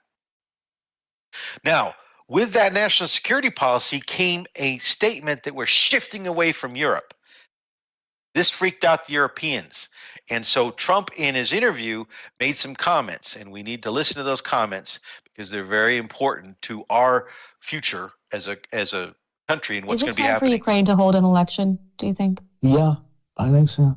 It's been a long time. It's hasn't been doing particularly well. Yeah, I think it's time. I think it's an important time to hold an election. You know, they're using war not to hold an election, but I would think the Ukrainian people would, should have that choice, and maybe Zelensky would win. I don't know who would win, but they haven't had an election in a long time. They talk about a democracy, but it gets to a point where it's not a democracy anymore. On Sunday, your son, Donald Trump Jr., responded to a reporter's question about whether you will, quote, walk away from Ukraine. And your son said, I think he may. Is that correct? No, it's not correct, but it's not exactly wrong. We have to, they have to play ball if they don't read agreements, potential agreements. It's not easy with Russia because Russia has the upper hand, and they always did. They're much bigger, they're much stronger in that sense. I give Ukraine I give the people of Ukraine and the military of Ukraine tremendous credit for the bravery and for the fighting, all of that. But at some point, size will win generally. And this is a massive size. You take a look at the numbers. I mean, the numbers are just crazy. This is not a war that should have happened. This is a war that would have never happened if I were president. It's so sad. Millions of people are dead. We're not going to have time to play the whole thing. This is Dasha. This is conversations with Dasha or whatever. She's Ukrainian, by the way. She is Ukrainian descent. I don't know if it was her parents or if she actually was born there, but she's Ukrainian herself. She definitely was a little biased in her questions. Now, immediately as that interview went out and he made those comments, Zelensky got the hell out of Ukraine, and he hasn't been back since. He's been on 2 European tours back to back. He just keeps cycling. And he went to go visit Starmer, what they call the big three now, the European three. Starmer, Macron, Merz. And I think von der Leyen was also on a call with him or something like that. And basically, they said, what are we going to do? Donald Trump, he want us to do this plan. How you got to help me, guys? You got to help me. How I'm not going to get money anymore from USA. What you going to do? And so they worked out a plan, and they're working against Donald Trump. And Donald Trump called them out on it in that interview. He called them weak. He called them stupid. Whoops, where'd it go? And so during the meeting, Zelensky meets Starmer, Macron, and Merz, and Macron made his little comments, but Starmer was really the guy that was out there in front, and Merz was sneaking around.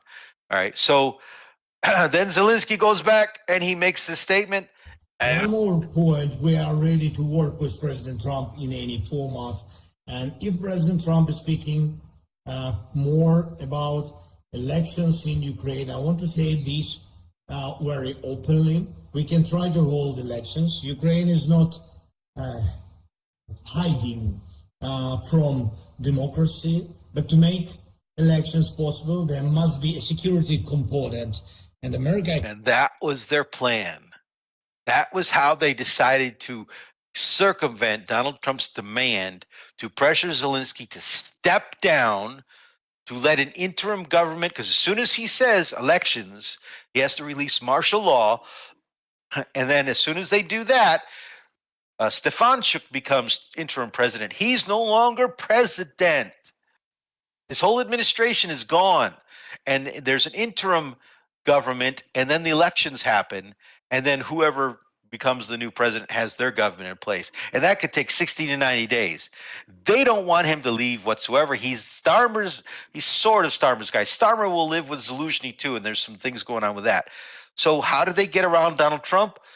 You need to send your military. You need to give security guarantee, USA. USA, you will send your airplanes to patrol our skies and shoot down Russian drones. And you will do this for maybe 90 days. Okay. That's how they suck us into the war. Donald Trump's not going to go for that. And so it became a tit for tat discussion back and forth. Zelensky teases wartime election to disarm attacks from Trump and Putin. Zelensky needs to be realistic, shot back Trump. He's losing bad.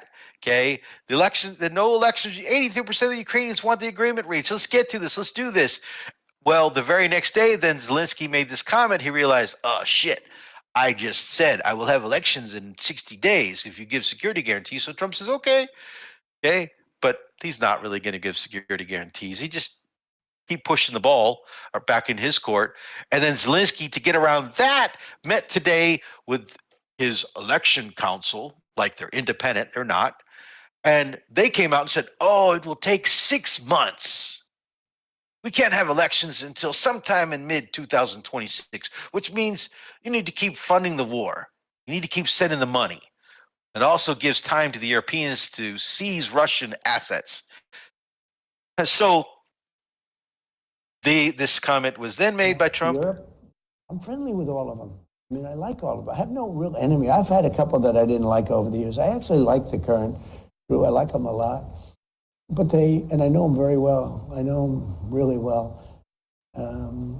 Some are friends, some are okay. I know the good leaders. I know the bad leaders. I know the smart ones. I know the stupid ones. You get some real stupid ones too.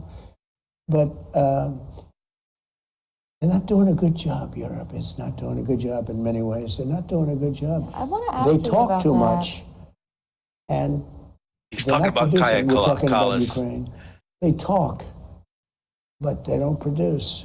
I think they're weak, but I also think that they want to be so politically correct. I think they don't know what to do. Europe We get the idea. So basically, the Europeans took that and they're like, "What the hell?" So Kirill Dmitriev posts, impotent Europeans can only fume as Trump sidelines them from the Ukraine deal, and so that's those comments that Trump made. Bull the Europeans up. You even got Costa of the European Council, president of the European Council, coming out. He's been silent, kicking back. This guy's just a corrupt little bureaucrat. And he's out there saying, Donald Trump, European greatness. He's out there mouthing off back to Donald Trump. And then this comes out, and this is the most powerful people in Europe list got released this week. And a European isn't the number one. It's Donald Trump. And they have names for these people. And this is just a screenshot that Holt grabbed, I think, and I grabbed this. But the list actually has names for each of them, like little pet names. And I can't remember what they are, and I can't see this. It's not clear enough. Anyway, so you have Donald Trump, number one. Transatlantic shockwave. The shockwave. Trump is the transit. Yeah. And then you have Mette Frederiksen, who is from Denmark, I think, or maybe she's from Sweden. I can't remember. And she is number 2. Then you have Friedrich Merz, and Merz's name is like the radical. They call him the radical. He's the least radical person. He's so boring. It's so funny. Then you have Marine Le Pen, and then like further down the list, like number 10, there's Ursula von der Leyen or something. And then you get to Kaja Kallas. She's like, didn't even make the top 10 or something. Anyway, Starmer's, I think, number 6. Okay. Well, this pissed off the Europeans, and they then circled the wagons. They've been releasing all kinds of media reports and whatever. And they started, we need to bring Trump to Europe. Get Trump to Europe. We need to talk to Trump to Europe. And so while all this is happening, Zelensky goes and runs off to Belgium. I got that over here somewhere. Anyway, Zelensky goes running off to Belgium. Okay, why? Because Belgium which is Brussels, where Ursula von der Leyen, the European Union, is located, but also the real government of Belgium is there, including the prime minister, who's holding up the Russian assets. His country has Euroclear. His country has the bulk of these frozen Russian assets in its Euroclear accounts, like 120, 145 billion dollars. And then the rest of the Russian frozen assets are spread out around a bunch of other European countries, and the Europeans have been stealing the money and sending it to Ukraine. They've taken in the money, seized it from the banks, and have converted it. Well, so they've been trying to get Trump to go this weekend to Europe, and I think he's going to go. And but when this news breaks, you now have a new leaked document being published by the Daily Mail and by some others, and it came out of this group here called Defense One, where the Make Europe Great Again secret policy document has been released and leaked by someone in the Trump administration. And this Make Europe Great Again document basically says, yeah, we don't want the G7 anymore. We're going to have the core five. And this is all about trying to strip away certain types of European industrial economic powers into the sphere of influence and control of the United States, separate from Brussels bureaucrats like her. So he wants to break the European Union apart into those that work with the U.S. and those that don't work with the U.S. That's what this document supposedly is being alleged to state. And then we have NATO. So first you have Rutte, Mark Rutte, NATO's European chief, and he's talking war. He's talking more money, more people, start recruiting your military because we're going to go to war in 5 years with Russia. That's their plan in Europe. They want to go to war, and Trump called them warmongers. And so he's talking about preparing for a scale of war like our grandparents and our great-grandparents endured. World War I, World War II, a world war. Okay, that's what they want. And they're using that as a threat, the deep state, against Donald Trump. You keep going, we're going to push us into a conventional war like the Great Wars. And otherwise, give us our corruption, give us our way of doing things. And Thomas Massie today co-sponsored House Resolution 6508 to end our NATO membership. And this is being picked up by a lot of people around the country, and whether it gets traction or not, it's very interesting. Donald Trump talked about, NATO was useless, NATO was that. I've talked about it here, that it's a relic that should have been ended a long time ago. It has no real purpose, and it's being used to be a money-making kiting scheme. So we'll see what happens. Denmark labeled the U.S. a security threat. They actually called us. This is Denmark. Isn't that where Stub is Finland. Trump warns Ukraine war countries, if everybody keeps playing games like this, you're going to end up in a third world war. And he ain't wrong.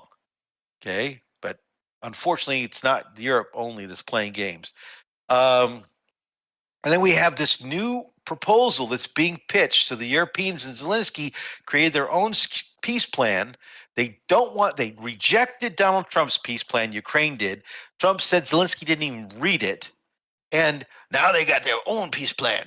And their own peace plan is 20 points. And of course, the Russians will never agree to it. It's designed to fail. And so it's a piece of shit. And so it's not going to go anywhere. And then the latest news, and this blows my mind, Larry Fink, BlackRock's CEO, guys, comment on this for me, please.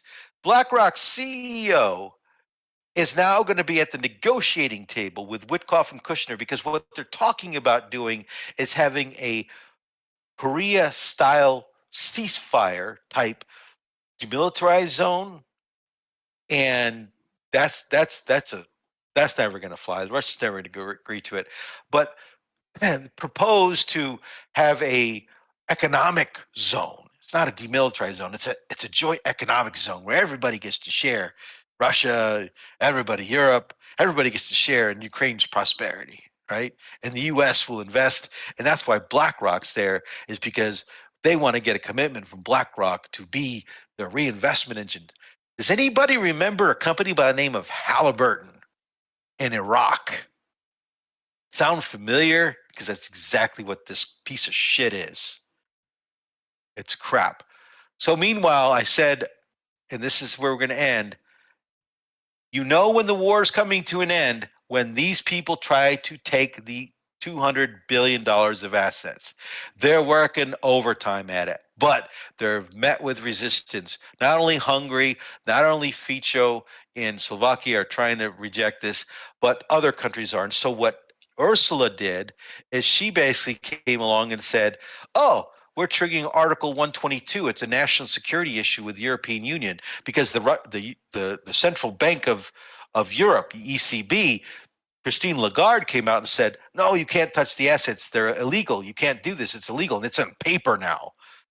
The only way they can do it, even so it may be have to be returned back to Russia, is what they're being told, is by declaring a national emergency, national security emergency, seizing the funds, and then they can then dictate to the other countries that they can't, any one country can stop a vote for returning the seized funds. So they'll never have to give the money back, basically, is the way the game's being played. And of course, it all hinges on Belgium. So tremendous pressure is being on Belgium. That's why Zelensky went to Belgium, and they're going to try to seize these assets probably within days. And that's the leverage that they're going to use on Trump. If you don't agree to us and work with us, we're going to take this money, and then you're going to have a war in Europe, and it's going to be a piss poor. All right, that's the end of it. We got to end it there. But a lot of stuff, a lot of information, a lot of things going crazy. Too many things. Right before Christmas, too. It's bad news. Yeah, we're going to have to figure out Christmas schedule as it comes up here very shortly. I got to think about that one. So we still normal schedule next week after that, and so it's Christmas and New Year's. So we're still 2 weeks away. Still doing Christmas on the 25th.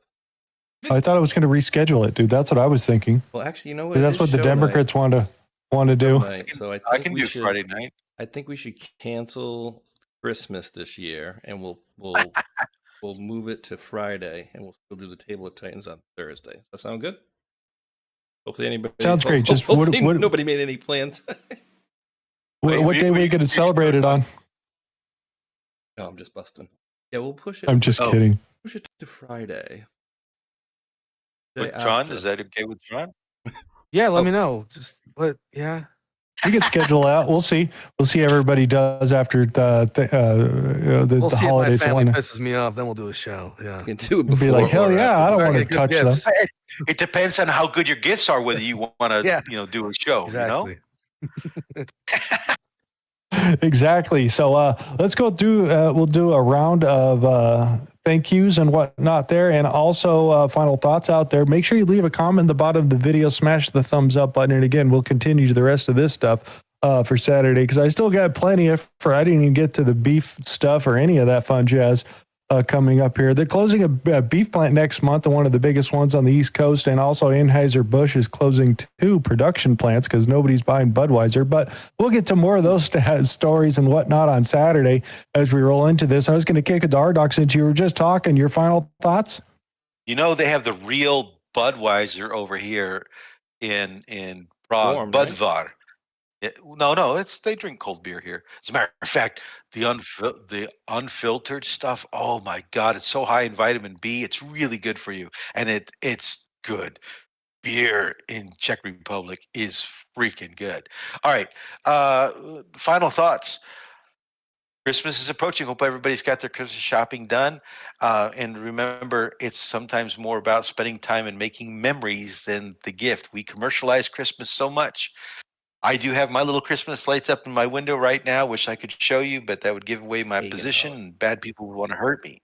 But prayers for everybody. Thank you to the mods. Merry Christmas to all of you mods. If I don't get a chance to talk to you, because I don't talk to you on a regular basis. All the folks at Liberty Based News, I want to send a shout out to you in case we don't talk next week. Merry Christmas to you and all of you. And I hope y'all are doing well. I haven't talked in a while. And for everybody else out there, please enjoy some time with the family, get some good food, make some memories, and don't worry about the cares and worries of the world. We can't control everything, and it's not about controlling everything.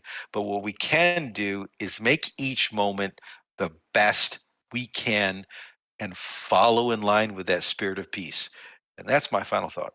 Thank you. I also want to say a big thank you over there to the NPC show. He just rated over there on the Pills stream out there. So thank you very much. We'll come back and say the thank yous just in a little bit out there.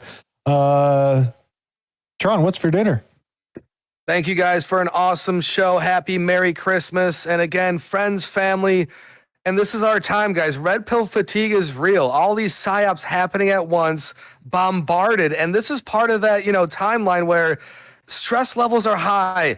And like Doc said, find, peace in prayer, find solace with family and friends, and make new friends, guys. Again, put the politics aside, put the psyop aside for just a few weeks, close out 2025, roll over the new year with Dick Clark and Carson Daly and all that fun stuff, and turn a new leaf. And this is what we're doing each and every year in this very, very magnificent journey. This has been incredible. And the amazing point, guys, the whole time back in 2017, 2018, it was always going to be 2 weeks, 2 weeks, 2 weeks. And I'll tell you what, my patience is a virtue. We are literally blessed by our Lord. We are going each and every day with the armor of God. And no matter how insignificant you feel, or you might, in this movement, we are making huge waves, guys, not only for right now, but for the future. And that's something that we can't really grasp right now. We want it, like the Veruca Salt. I always say that, Willy Wonka style. Give it to us right now. But I'm telling you right now, this stuff's going to be in a museum and all these archives and graphics and conversations, most importantly. I mean, the Patriots that we met over these years, it's just absolutely incredible. Spreading the love and just power in numbers, Patriots. This is what it's all about. This is the spirit of 1776, and we're going to take it home. So just hang tight. And again, dig, meme, and pray. I will see you guys tomorrow night for Keeping It Wheel Funny Edition, guys. Again, we do music on Saturday nights, and Fridays is for funnies. You want to listen to some old school Richard Pryor jokes? You want to watch some old school SNL when it used to be funny? Like Dan Aykroyd cutting off his finger as Julia Childs or some sort of a cooking woman, and blood is everywhere. Like the stuff that you guys used to do back in the day, amazing. Old school Two SNL. wild and crazy guys. What is that, a Blues Brothers reference? I don't know. No, that's Steve SNL. Lance Sharks. Yes, we're still learning, guys. Again, tomorrow night comedy show, Friday comedy, Saturday music, and Sunday Great Awakening, bringing the bread to the table. Thank you guys for all your love and support. Thank you for sharing the links. Much love to the mods out there. Thank you, Linda, Q the Hammer, and Swickley, and a handful of others out there. Kitsko, thank you for your gifts in the mail. Much appreciated. We'll see you guys tomorrow night. Thank you, Hulk, Space Shot, and Doc for a great show. Have faith, be encouraged, dig, and pray. Boom, where we go, when we go all. Much love, tribes. Love you. Sweet, Mr. Space Shot. Let's hear that sexy mic again. Hi. I want to thank Cockpit Monkey, Saint Cosmic Dildo, and Susie Q. Oh my God. You love these names, huh? Oh my God. They just do that on purpose, Cockpit Monkey. those What? There's names nothing wrong with Cockpit Monkey. You laughed at that one. You didn't even laugh. Well, when the funny said part is Saint I just said Cosmic sexy Dildo. voice. I know, I was going to Cosmic- say. Saint Cosmic Dildo and Susie Q for the top 3 contributors over there. I am dropping 50 into the old buckarooski here. Hulk, did you ever decide if you found one of those things I was looking at, the Khalifa or whatever? I was gonna do one of those Khalifa, she's a part. That's a negatory Ghost Rider. All right, I'll do it afterwards. I'll do it after. Do it after we get past this one little part here. Yes. Is there any other thank yous, or should I go head off on mine? Just want to thank everybody for tuning in, of course, and like Rdoc said, happy Merry Christmas. We'll see you guys again before then, but yeah, happy good evening to the folks over at Liberty Based News over there, Patriot News Crew, Country, and the folks, and of course, can't forget to thank the mods as well. But yeah, I'm good for now. All right, and I want to say thank you to Woke and Walked, who said gifted the can. Happy Table Titans Thursday. God bless Hulk, Space Shot, Rdoc, Tron, and the whole Foxhole fam. Tell us more about the pardoning of Tina Peters, which, what are the challenges? Yeah, state and federal charges is the difference there. We'll see if they can get her out of there. I might have a show with Juan tomorrow around 1. I'll let you guys know. Cookie, send the U.S. Marshals to Vista Lista Correctional Facility in Pueblo, California, or Colorado. Free Tina Peters. I agree with that. One Thunder can. Curious Cat with the cookie. Thunder One Thunder with the can. Walking Walk gifted the cookie. Susie Wilds is a traitor. Yeah, we're starting to find that withholding key information from the boss. K-Fed, not likely. Told you. Sanjo gifted the cookie. Seizure cookie. Curious Cat gifted the cookie. Rdoc, does Rusted take Odessa and when? Last question on that one. We'll see, man. I think that's a very real possibility. Transnistria is being accused of militarizing, so they're trying to stir up stuff with there. And if that happens, you could see Odessa get invaded. Yep. And last one here from Hey, Would You Blow Me? Too. Yes. If you need or want a newish vehicle, the upcoming police ICE auctions will be off the hook. Oh shit! Yeah. Yeah, they won't be needing any more of those vehicles after they get this all done out there. So again, we'll be back Saturday, 10 a.m., 1 p.m. Eastern, depending on what side of the United States you're on. We're going to have music, we're going to have news, and a whole crap load of funnies. I've got all that stuff laid out there. And like Space Shot always says, we do appreciate each and every one of you wonderful world patriots out there for tuning in. And until that next one, thumbs up, like, and subscribe. Peace. Much love. Be good humans. Almost forgot. All right, guys. So I pulled a head fakey on you guys. I gotta make sure I'm back in here. Hold on. Did you seriously not run I don't know 20, 30 minutes to the show? No, you're good.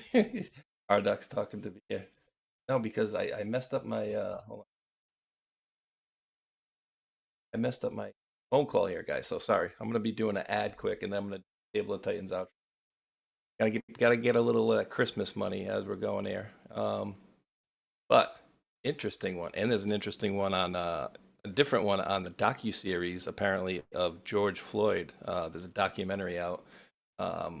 Looks pretty interesting. But on this one here, guys, new research says over 80% of Americans, and 3/4 of Trump voters support America First international assistance. According to a new poll by McLaughlin, one of President Trump's pollsters, Americans across the country support assistance designed to root out fraud, tamp down terrorism, secure our borders, support small farmers, and feed starving children. And over 70% of the voters believe that President Trump should win the Nobel Peace Prize if he creates a world where almost no child starves to death. Yeah, that would be great.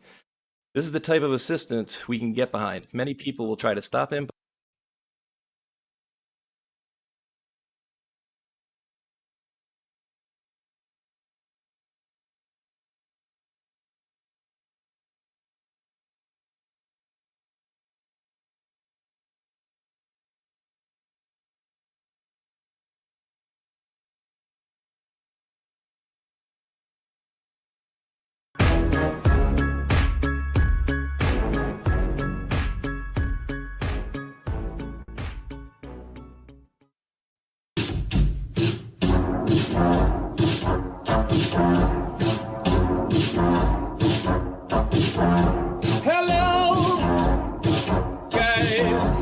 Special is happening in here.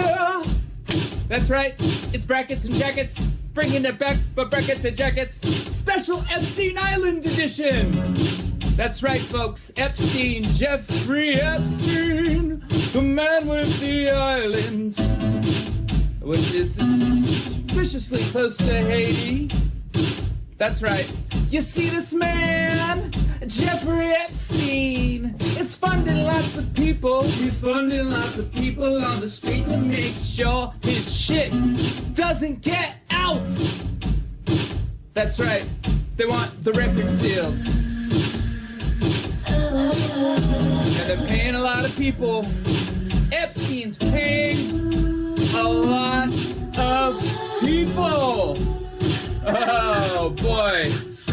For one, he's got a whole Mossad media matrix in America. And I would bet you anything that Alex Jones is one of them. Prove me wrong. That's right, Cappy's in the portal. Cappy's in the portal. Cappy's in the building with songs about Epstein. It's Breakfast Jackets Epstein edition. Guys, I had some epiphanies today. I had some real big epiphanies about some guys.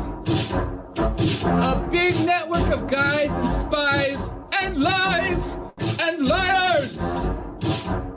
All right, think about this for a minute, okay? The guy in Portland, the scientist that just got busted for producing CP, that guy is 1 degree of separation away from Epstein. Epstein, the investor that lives in West Palm Beach, Florida. I know a guy who lives in West Palm Beach, Florida as well. Investor as well. Also involved as well. And all is not well with these guys. The Florida boys, the Glow boys, the Scott Israels of the world. You see, Epstein is Hillary Clinton. And Epstein is Haiti. And Epstein is a big network of media assets.